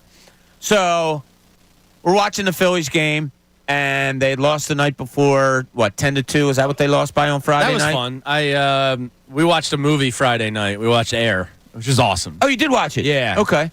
Because the Phillies score, Addie was like, after we got the girls down for bed, she's like, what's the score of the Phillies? I was like, 10-1. You want to watch a movie? We're good. So the next night, we're at said bar, and a guy sitting next to me, a friend of mine, says, oh, wow, Phillies are up 10-2. That's just this team. Win 5, lose 5. Win 10-2, lose 10-2. And I really started thinking about it. Like, I kind of blew it off at the time, but it stuck in my head like a mental note. Is that who this team is going to be this year? Are they going to get out of this 500 rut that they're in? Or I think they're going to. They're not going to be Braves good, but Schwarber's about to heat up. The calendar's about to turn June, and we all know he explodes this time of year. Maybe you saw the start of it with the Grand Slam on Saturday. 4 of his last 5 home runs, I believe, have been with men on base. How about that? Pretty cool. His Wow. first 7 It's crazy What a happens, novel right? idea. were Like- solo shots. Like, it's crazy that you put a guy maybe That led the National Back- League in home runs. back in the lineup a little bit. Instead of at the spot where he's batting with nobody on. And suddenly, primarily. yeah, it's crazy. It's That's crazy how that weird. works. Runs are good in baseball, right? Man, that's revolutionizing the game right there. Has it crossed your mind that this, Yes, because that's what historically they are. They're just kind of like a 500. Even when But this team doesn't reek 500 to me. This reeks I of an think- unbelievably good lineup with It should 2 be. pitchers that could be number 1, and then a guy that you picked up in the offseason that's a great number 4. And but they're not giving you the results of it yet. Like a good team yes, doesn't all go. right, to- you said yes. I So- do believe there's better baseball ahead. I just don't know how good that's going to be. See, here's what makes me But nervous. I think it's better. And I'll take it back to the other sports. We talk often, or I bring up often. Pat, remember that year when Brett Brown was coaching the Sixers and they had a really good record, but they were horrible on the road? How could I forget? So we all try to dissect it, and there's really no reason for it. And a lot of us said, well, it's just a mental thing. They go on the road. They've all been on the road before. But for some reason, in that particular year, it couldn't happen. I'm afraid that this team's going to get in a mental rut of, well, once we win 5 in a row, we know the 4 in a row losing streak's going to come. Baseball's contagious with things to me more than any other sport. I just think they have too many proven guys that can counter that, like Bryce, Schwarber, JT, Trey Turner. They're the foundational pieces, and I think they're all veteran, pros enough to not let that happen. But it's also possible. Well, it's been happening through, what are they at? Well, they're basically the same spot they were a month ago when we said, wait until Memorial Day, and then we'll take a look at it. And they're treading water, same spot.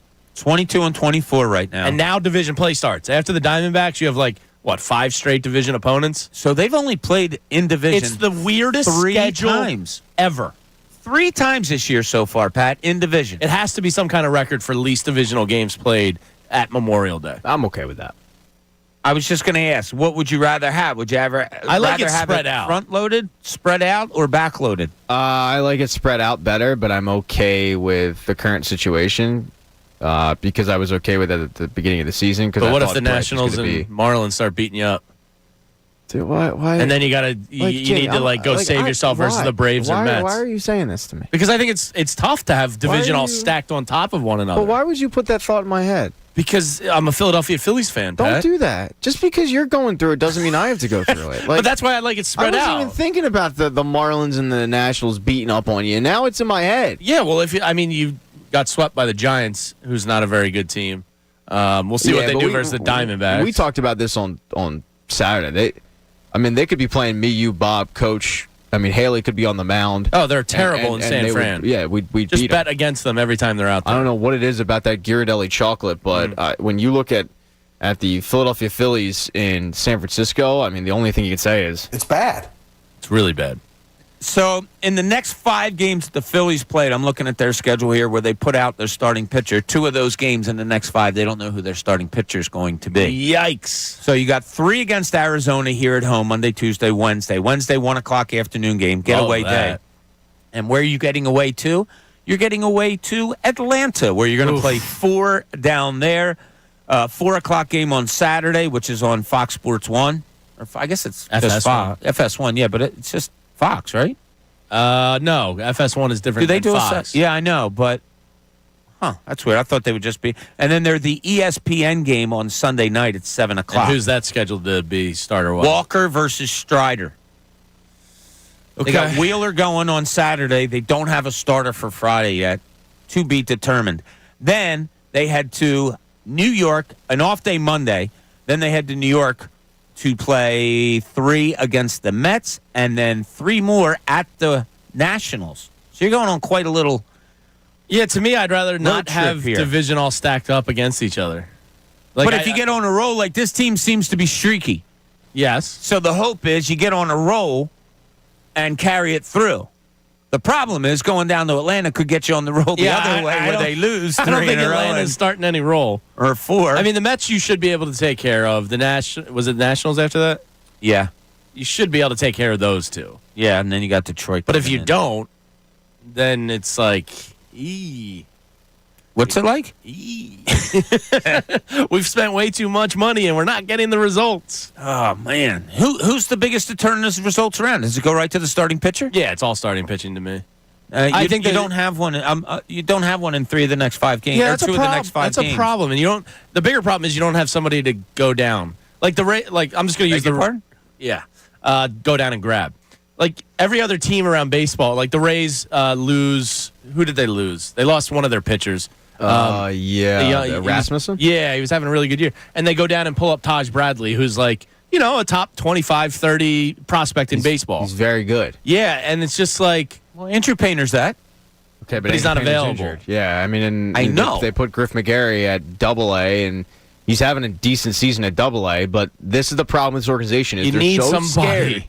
They're so scared to go down and pull up Griff McGarry that they'll leave him down there and convince themselves we could do bullpen games. And it's dumb. It's idiotic. Because, and look, I don't mean to do the whole, back in my day thing, because I'm not old enough to do that, but I remember when the Phillies Give it a try, I remember when the Phillies brought up Kyle Kendrick from Double-A. Remember that? And it was supposed to be a spot start, but he pitched well. And you're like, oh, wait, wow, look at this. We have something. This kid's got gumption. Yeah, it's not unheard of. What's he have? Gumption. Oh. It's not unheard of. It's a good word. So you got a guy pitching down in the minors who's doing well. Yeah, I'd give McGarry a who's shot. Advanced because he was a college arm. Call him up if you need a starter, if it's that big of a deal, or just have Bailey Falter figure it out in the majors. Oh, no, you put him in the second inning. Yeah, because it's not his first inning. That's the solution. Like, this organization routinely screws this up. It's amazing to me. Is it the biggest falter of this organization is the way they handle pitching? Yes. Young? And the scary part is when they finally... The problem, too, is they haven't developed a lot of them. No. So when they finally get a good one, i.e. a Painter... Aaron Nola is a franchise top 10 pitcher probably of all time. Think about that. He came up in 2015, I want to say. 2016 he made his debut, so that was 7 years ago. But it's so rare that you get a guy that you think could be... And I'm just going to say a major league starter. That they never know how to really deal with them, so they deal with them with kid gloves. I mean, you look up and down there. I mean, just look at a minor league box score from one of these teams. You can go on the MILB app, and it's like the Phillies pitchers that they'll use, whether it's in rotation or in the bullpen, these guys suck. Like, organization-wide, they suck. Whether it's Jersey Shore or Clearwater or Reading or whatnot, you're seeing 5 ERAs consistently. They don't do well in terms of scouting pitching. So when they finally get a guy, it's like, well, we can't screw this up because we don't have any other option. And then you get a situation of, well, let's leave Griff McGarry down in Double-A. And no, I'm not clamoring to see Griff McGarry, but if you're going to send a guy down to Triple-A to figure stuff out, and you need a rotation spot, I am the biggest. Hater of bullpen games. I think they tax your bullpen. I think it's short-sighted. It's stupid. Every organization has a guy you can bring up, but the Phillies go, no, we have nobody. I think it's dumb. I think it's ludicrous. I mean, it is as stupid as not putting Schwarber back in the lineup, even more so. Why would you waste 4 and 5 of your pitchers for the next 3 days when you can bring, as you said, Pat, bring a kid up who's used to starting, who can maybe give you 4, 5, 6 innings if he's going well, who batters have not seen. Yeah. I mean, that's just, and Pat, I'll do it. You wouldn't do it, I'll do it. That's just what they used to do back in the day, James. Somebody gets hurt, and all of a sudden you hear of somebody you never heard of coming up from the minors, and guess what? They're starting tonight. Randy Lerch is back starting tonight. Yeah. Who? And then all of a sudden he's up for a while. Yeah, it's stupid. Just give the kid a shot. Like, who knows? Maybe he comes up and has a game, and all of a sudden you go, oh, wow, this is our next Kyle Kendrick. He can be a middle relief guy. He can be a spot starter. Yeah, try it out. I mean, you can't do this where in the next 5 games you don't know who 2 of your pitchers are. Ridiculous. And it just so happens you're going up against the Braves. Yeah. Yeah, and that's an issue. Yeah. They're really good. They are good at baseball when you look at their numbers. And you look at the standings. They have talent. The standings tell me that the Braves are good. I'm going to confirm that. Yeah. Hey, we head into the final stretch of the morning, presented by Stretch Zone. Want to relieve sore muscles, increase your flexibility and range of motion? Book your free 30-minute stretch session today at StretchZone.com. That's right, we are coming into the last segment of the John Kincade Show. Jamie wants to talk a little bit about the Eagles, and Pat wants to dip back into the Sixers, particularly 2 players that nobody is really happy with right now. This is the John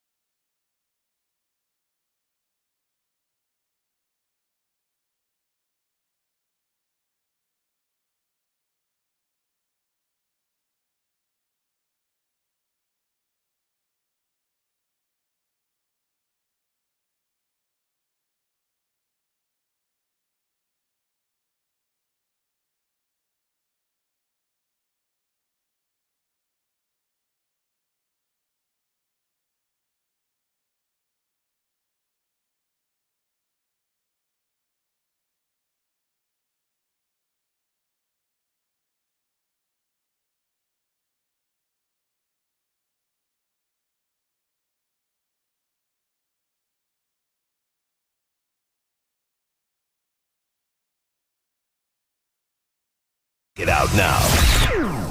Now, back to the John Kincade Show on 97.5 The Fanatic, Philadelphia.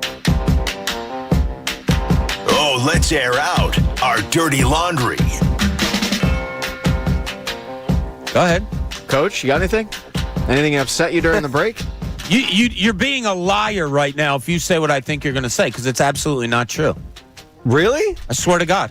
All right. I'll admit when I fart around here, I didn't fart during that break at all. Tell the people what happened in your perspective, Coach. I walked out of the studio and I had You my were laptop. in front of me. Correct, and you were walking behind me, Right. and I heard something really, really loud. No, I swear Bob, on my kids, like you said before. I even turned did around not. and looked at you twice because Coach, you're so weird. It doesn't surprise but me the when you do weird to- things, to- like turn around, look at me. To defend Coach, the problem with you, Bob, is a lot of times you will do it and then you will giggle and deny it. Well, when I giggle and deny it, I think you know that I'm the guilty party. No, I don't do that. But I swear to God, I did not. I haven't done that for 3 months around here. I didn't do it. you do Just that then. a lot. I we swear might on the have Bible. some loose floorboards around. And you know here. what? I swear to God, Coach, I did not do The that. same thing used to happen to my pop-up.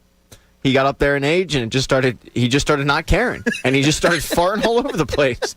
Because you reach that age where, you end up going to McDonald's and picking up a USA Today at 7 a.m. and meeting up with Murray and the gang. And you let it out. I didn't. And And you're reaching that point because I'm sure you went from going to dinner I'm reaching the point of your pop-up. Your going- pop-up ever punch you in the face? You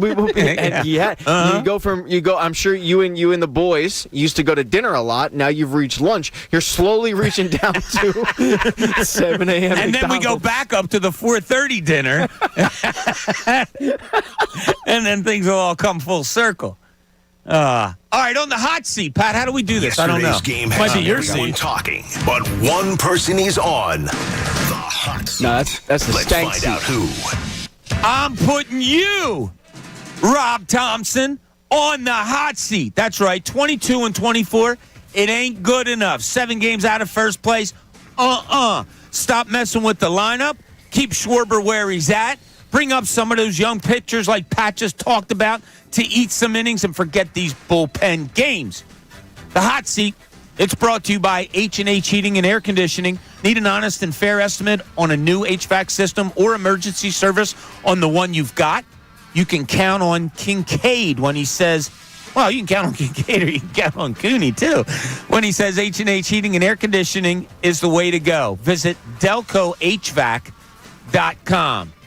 We handled that well, didn't we, Pat? Flawless. Okay. That's what this show does. I thought Flawless so, radio. too. All right, in the linchpin, Jamie wants to talk about the Eagles maybe not getting the recognition they deserve. This is the linchpin. Not necessarily the attention that is going their way. So I read this website, Pat might know it, called the Underdog Network. Have you ever heard of this? No. Okay. It's a sports website, and they ranked the, the top teams by interest, off of the national TV games and all of that. And they have something in here. They have the Eagles third. They have the 49ers second for some reason, and first is the Chiefs. So it's kind of like by hateability also, but it just so happens that the good teams are the hated teams. Imagine that. But they go on to say, because we were talking about this earlier with 49ers fans crying about the Eagles, are Sixers fans becoming 49er fanish? While I don't think so, I can see the parallels a little bit. But this is what they say about the Eagles. And basically I'm asking the question, are the Eagles heels? Because this website makes it seem like they're the heel of the NFL. The Eagles are now heels. Scourge of millions of fans from the NFC East rivals and tormentors of 49ers fans. And it does make a joke about the 49ers fans crying in parentheses. The rest of the NFL is sick of Howie Roseman's robber baron routine, unimpressed by the all-in-Georgia defense, bored with the Jalen Hurts feel-good story, suspicious of those sneaky sneaks, and most of all, despises those Eagles fans. And it says, some Eagles fans love being the villains, Lane Johnson, yada, yada, yada. The Eagles properly operated at peak efficiency on offense and defense for much of 2022. If they regress to the mean just a little bit, it will impact their standings and the viewing experience. Are the Eagles heels? Why? Because they're good? Everything they labeled out there. Howie's a great GM. Jalen Hurts is a great quarterback. Their offense figured out something that nobody else has. I think you're the heel if you just don't like other teams having success. But obviously the division opponents hate us. But they should. It's a rivalry. And we hate them. But I think it's just a sign that the Eagles are really good. So now, because somebody is a whiny little bitch, and that is the San Francisco fans, when we point it out, now as Philadelphia fans, you're heels? Seriously? That's what this website The rest of the country can't wait to say stuff about Philadelphia fans. And then when Philly fans rightfully call out somebody else, now it's back to the Philly fans being heels? Crap. It's all crap, Jamie. Yeah, I would imagine they're somewhat likable. Who's the face of the Eagles right now? Jalen Hurts. Pat, you agree Jalen Hurts face of the Eagles? Yes, absolutely. And I think he's well liked and respected around the league. Last I saw of Jalen Hurts, he was getting his master's. Yeah, from the University of Oklahoma. Last I really Jason heard Kelce has one of the most popular sports podcasts in the world right now. Yeah. And he's fun. Him and Travis are funny at it. A.J. Brown nearly got hit by a bike on. Shout out to the Eagles, by the way. $6.2 million on the autism. Is that what it was? Yeah, great job. Shattered the record that they. That's awesome. They generate, but you know what I mean? I don't heel thing at all. Even if I was in opposition, like a Seahawks fan, I'd be like, yeah, that seems like a pretty cool team. I don't see the heel thing at all. You can see the jealousy thing. Yes, but I think everything they're pointing out, but everything they're pointing out to be jealous is a team doing what they're supposed to do to be winners. Yeah, our GM ripping people off in trades. Yeah, wouldn't you want him? Why wouldn't you want the Georgia defense that was one of the best college defenses of all time? Who do you care who we draft? Yeah. Jalen Hurts feel-good story? It's a feel-good story because it's an awesome story. Anything, yeah.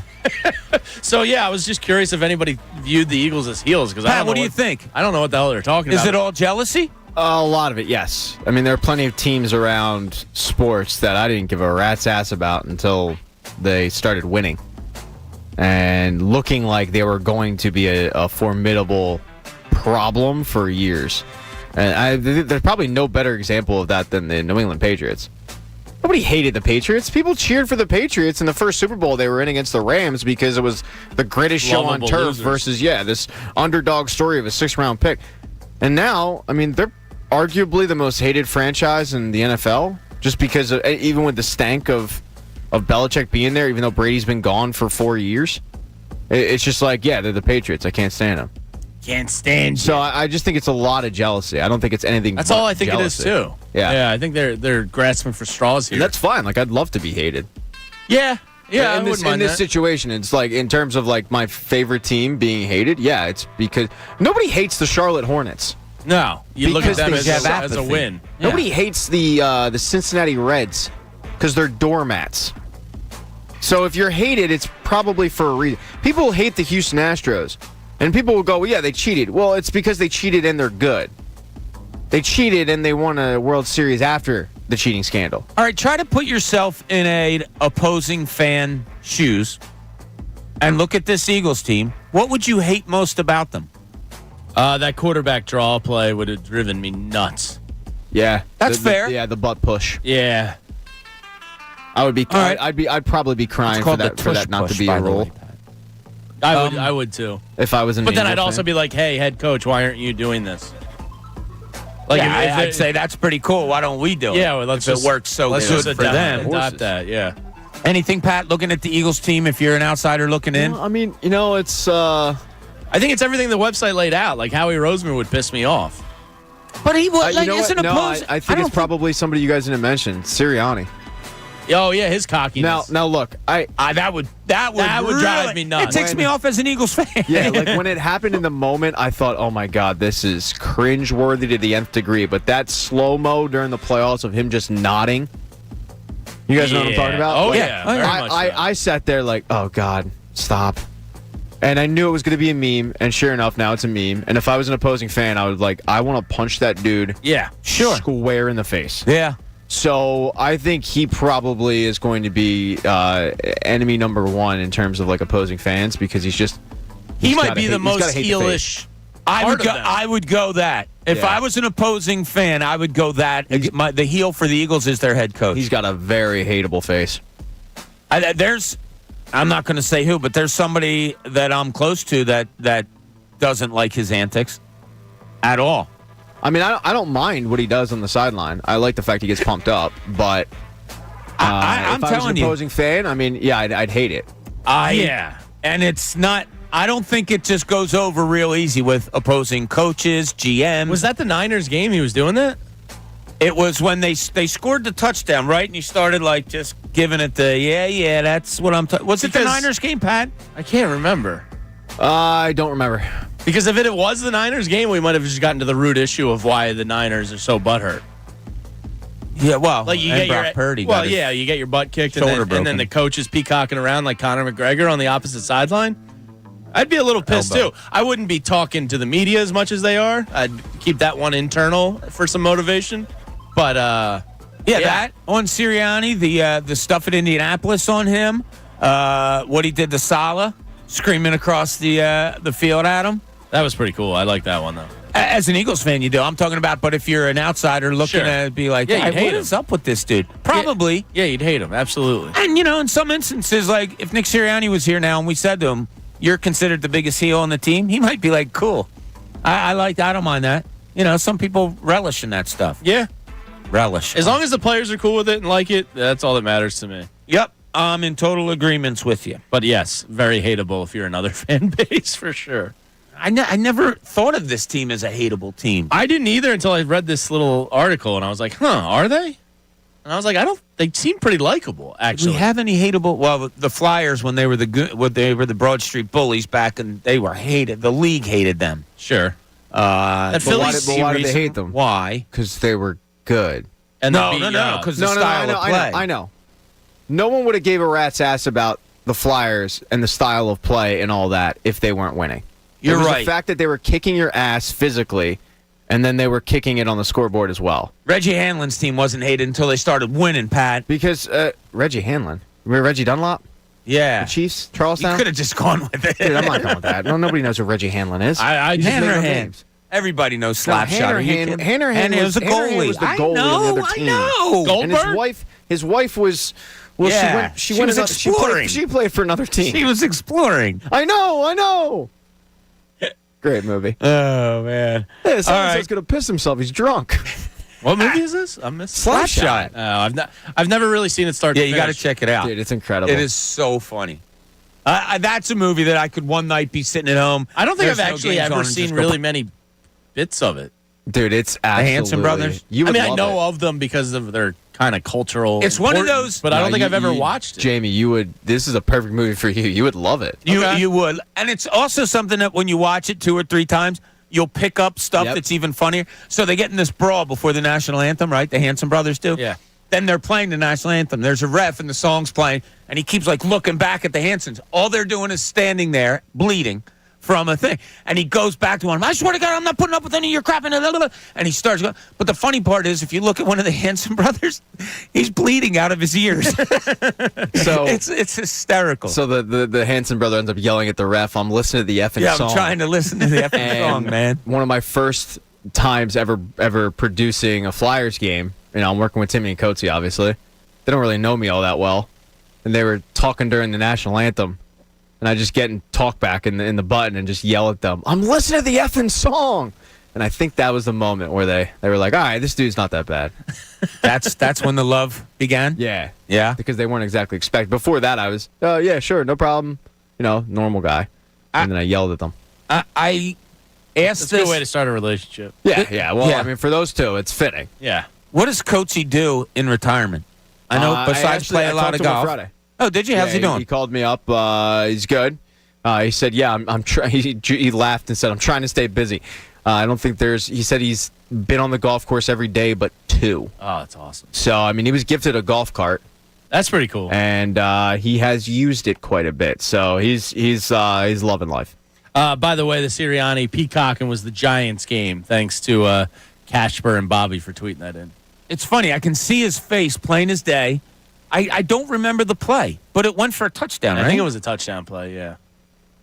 Huh. I don't remember. I just remember seeing it and just shaking my head like, "Oh God, he looks dopey as hell right now." But like when he yells at fans in the stands and stuff, I like that. I love that. It was just the peacocking at the camera. I absolutely loved. a little much. Yeah, I loved the emotion of yelling at the fans, who had probably been giving it to him all game. Like that's fine. If you win, talk your bleep. But I don't blame other fans for disliking them. Had something funny happen yesterday. We went, as I told you earlier in the show, I went out with some former Daily Newsers yesterday to share some Teddy Solari stories, and we're standing at like the back end of the bar, and there was a softball team. It was a bar in South Philly, and there was a couple of softball teams. He looks down and he goes, "Hey, aren't you from 97.5 The Fanatic?" I said, "Yeah, I am. How you doing?" He just turns around and walked away. I just wanted to confirm you suck.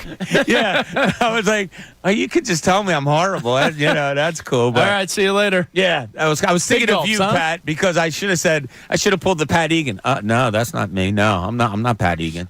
You heard that story, right? Yeah, I was. Yeah, you were he's still- my buddy was. My buddy Henry was working at Lucky's. Oh, And okay, someone that's was right. like, "Dude, I think Pat was just in here and denied it was him," and then I exposed him. You ever feel bad about that, Pat? Dude, I went in like a week later and apologized to him. I was like, I was just taken off guard. I wasn't expecting it. And then by the time I realized what I said, you were already in the back. It was I wasn't too deep. I didn't know what to do with my hands. Like, yeah, it was. We have a lot of Wasn't stories about Pat that kind of make you shake your head and just laugh and say, "Wow, that's Pat." Yeah. Yeah. All right, enough of that. We just do, yeah. Enough of that. But I want to talk to you, Pat, because you have something to say about the two big players on the 76ers. Right? Well, the way. Dude. This is Pat's point of view. Here's Pat. Pat's Kyle Schwarber today. He's hitting like No, 172. I'm not, because you didn't exactly end that with a question mark. You Sure I did. I thought said- you were going to put a little more into it. And You want to try it again? I'll try it again if you want. Yeah. Okay. Because it doesn't have written on here Pat's point of view, so I wasn't sure. All right, let's go. In Pat's point of view, I think he wants to talk about a couple of the 76ers. Thank you. You're welcome. Remember my first day in radio. If they hire Mike D'Antoni, is that a clear indication that James Harden is back? Yes. Okay. Thank you for answering. We're done. It's a clear also. We're done. Let's Next see. How do topic. Next topic, we're done. Right? I mean, in what world is Stephen A went on a rant on his podcast that basically like Doc Rivers is a more established, better coach who's actually won some things in this league, and his whole point was Mike D'Antoni hasn't won anything. Why every year does his name come up with like a lot of big job opportunities? And Stephen A was right. I mean, why is Mike D'Antoni getting a consideration again? Does he get a lot of play? I haven't heard his feel name like in a his few name years. pops up every once in a while on like a big job, like a desirable job. Wasn't there? Oh, go ahead, Pat. Well, I was just saying. Okay, so that's for James Harden and D'Antoni. My next question, though, a follow up would be, how much of a say are these two guys going to have in the coaching process? Well, according Now- to Daryl, none. Yeah, exactly. Now, do any of us actually believe that? I know. Like, Daryl Morey plays tennis with Joel Embiid. You don't think there's a shot in hell of him sitting down with his, especially in the NBA, especially in the league where superstars dictate everything, and you have to walk on pins and needles regarding a superstar asking for a trade, and contracts don't matter, and they'll ask out with 4 years left on their, like, the fact that he actually thinks we're dumb enough to believe that Joel Embiid won't okay a coach. I'm not saying they bring Joel Embiid into the interview process, but run it past him to see his reaction first. Get the hell out of here. Well, so how much of a say will these two have, if at all? Or do you believe Daryl Morey? Do you think that they won't have a say? There's evidence to say they won't. And that's Embiid coming out afterwards and saying, I was 100% behind Doc Rivers, and I want him as my coach. And they fired him. Would they have done that if he truly believed it? And B, does that not show that they didn't talk to him? So I assume go back lines of. to- Go ahead. I mean, I'm sorry. And you have a point with that. Maybe they haven't. I go back to, like, this is now the second time and the second coach that he's given a vote of confidence to that's gotten fired. And I don't know how much of it is he's just doing the media talk and playing the good Being guy. the good guy, yeah. And then go, because I really find it hard to believe that James Harden was the only member of that team that had an issue with Doc, his rotations, his sets. I mean, Paul Reed, if you gave him truth serum, probably did. I found it very. The man was tweeting at NBA ref accounts to be like, "What did I do wrong so I can get a longer leash here?" Yeah. I found that's desperate. I think it was maybe Game 5. It was either Game 5 or 6, but they did the whole coaches mic'd up thing, and Doc's in the huddle. Now, I had a problem last year when Doc was in the huddle, and it was Game 6 when they lost to Miami, and Doc was trying to obviously get these guys going and motivated, and they weren't listening. I mean, they just were checked out completely, and I was like, that's pretty damning. And it wasn't for lack of effort. Doc was actively trying to motivate these guys. And no one talked about it, or at least I didn't see many people talk about it. But this year, they went to mic'd up, and I want to say Game 5. And because I think it would have been talked about more if they had lost this game. But Doc goes, all right, are we going to take it? Like, are we going to go out there and take this game? And I guess some of them were like, yeah. He's like, guys, are we going to take it? And they were like, yeah. Yeah, man, whatever the you fact want. that he had to ask twice, I was like, huh. That's weird. And I just wonder how much of it was the players being out on Doc. So while Joel Embiid can go on the media and say, oh, I love him and he's great, I just wonder how much of that is true and how much of it is he's just not trying to throw a guy under the bus that he knows is a lame duck and is going to be fired in 3 days. Yeah, this isn't high school. It's not college where what the coach says is the end-all, be-all. From my dealings, it's more of a communication thing. Yes, what GMs make the final decisions, coaches make final decisions on things, but I would be surprised if there's not communication with your players about things like this. Now, Who's the most important member of the Sixers organization? Joel Embiid. There you go. I mean, Right. you're gonna consult with them to some degree. I agree. Maybe not on a firing. No, if probably I make not a there. decision of, man, these guys aren't playing for him, he's out. It's If also you like part see it- PR too. Right. And if you see it as a general manager, do I really have to go to the players and say, excuse me, are you really out on Doc Rivers? Like, Yeah. he's there every day. He sees it, whatever. A hiring, though? Yeah, I do think that's something that you would bring, especially your upper echelon players, your leader of the team, of the organization, as you just said it, Jamie. Yeah, I think that is a communication thing where you talk to Joel Embiid, and if you know he's staying here, talk to James Harden. But I don't think it's who would you like. Do you think it goes that far? Probably not. But how do you maybe the final 3 candidates are whittled down, and it's like, hey, maybe. What do you think of each of these guys? And you just gauge their impression of them. You know what I mean? Not like, would you hire this guy, but like, how do you feel about Mike D'Antoni? How do you feel about Nick Nurse? How do you feel about Monty Williams? Because with Monty, at least, Joel at least has a personal relationship with him. Nurse, he played against. So, he's familiar with these guys. Maybe just try and gauge feelings, which tells you more. I was thinking of this weekend because the Inquirer had a story in it listing possibilities. And it would say, Jamie Lynch likes to run a structured offense, which includes motion, blah, blah, blah, blah. If I was Daryl Morey and it came down into my head, final 3 guys, I would put on a whiteboard what these guys do, how they do it, how they use that. Without the names. Without the names. Yeah. And then Not I'd a bad say, way to do it. yeah, and then I'd say, who best fits for you guys moving forward. Maybe it's a majority rules or something like that. But I would have to think there's more communication than just. I would think. Right? I mean, do you want it? Yes and no. I don't want this superstar's word to rule the day, but I think it's important. And look, you're probably at a point where Joel is thought about his final time in Philly. You know what I mean? It's rare people are ever there for life. Right. So, he might, that awful thought of, do I need to go elsewhere to win, is probably starting to creep into his head a little bit. So I would think keeping him on the line, engaged with, involved in decision-making is probably important. Pat, vital? Do you have to have their approval? You have to have Joel's. Yeah, that's the only guy I care about. But what does Joel Embiid really know about? But they're nothing without him. Yeah. You know what I mean? I didn't mean to interrupt you. I'm not saying you have to have Joel. I'm not going to Joel and say, give me a list. Because you're right. What does Joel know about getting a good coach or what goes into it or whatnot? But I think you just need to, at the very least, run it by him. And you just tell him, hey, during this process, we'll keep you abreast of what's going on. But you don't just hire a guy and let him find out, through a Woj tweet.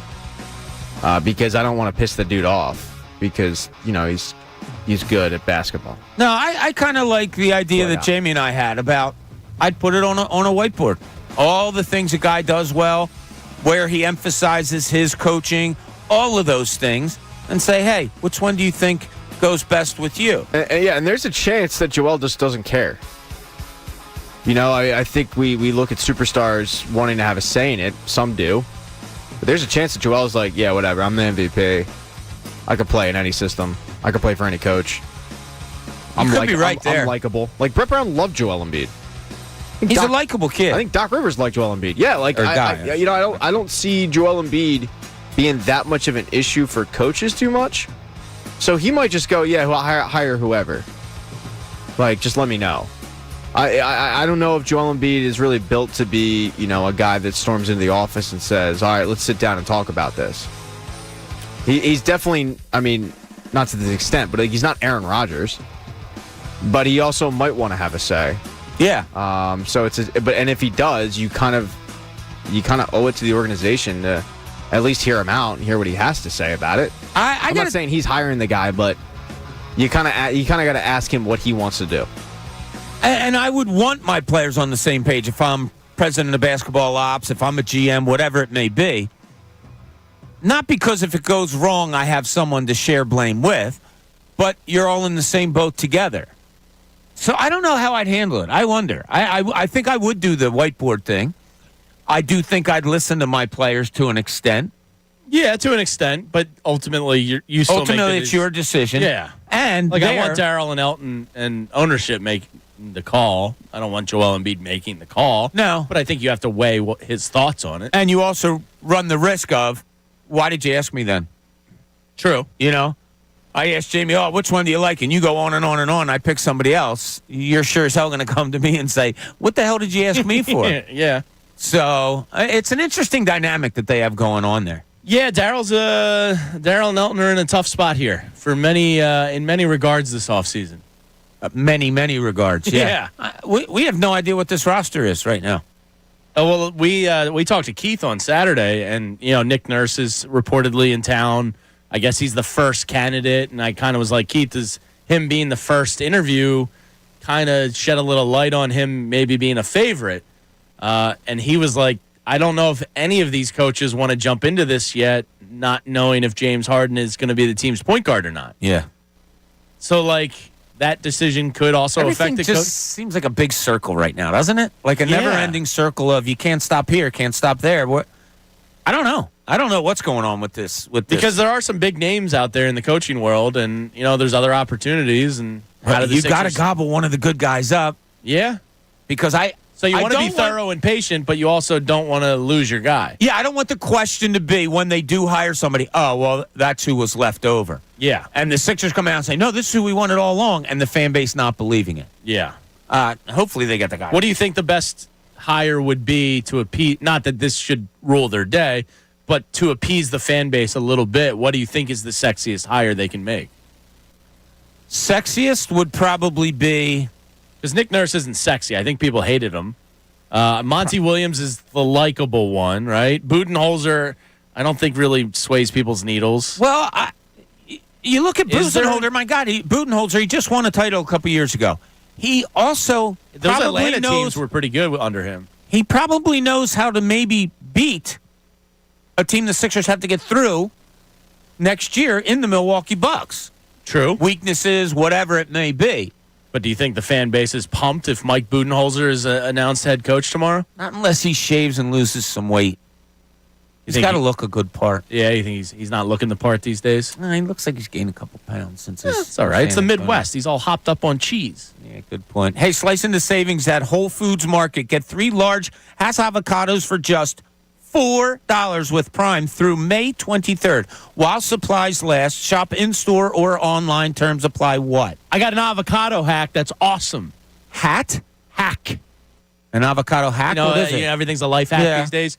If you have avocados that are... Well, first you pull off the little button, the little belly button, and then you can gauge how ripe it is. I'm not an avocados man, I got to be honest. No. Oh, I love them. Neither am I, so all right, so I'm talking to everybody out there. Yeah, that's fine. No. When they're on the verge of going bad, or right when you get them, you submerge them in a container with water, and it prevents the oxidization. So they'll last up to like 2 or 3 weeks longer if you keep them submerged in water in the fridge. Do you get this on any other morning show? I don't think so. Boom! Do you know how to cut open an avocado? Like how to do it? Of course. You Oh, just okay. roll the knife on the table. That's right. Yeah. Avocados, man. And then you go.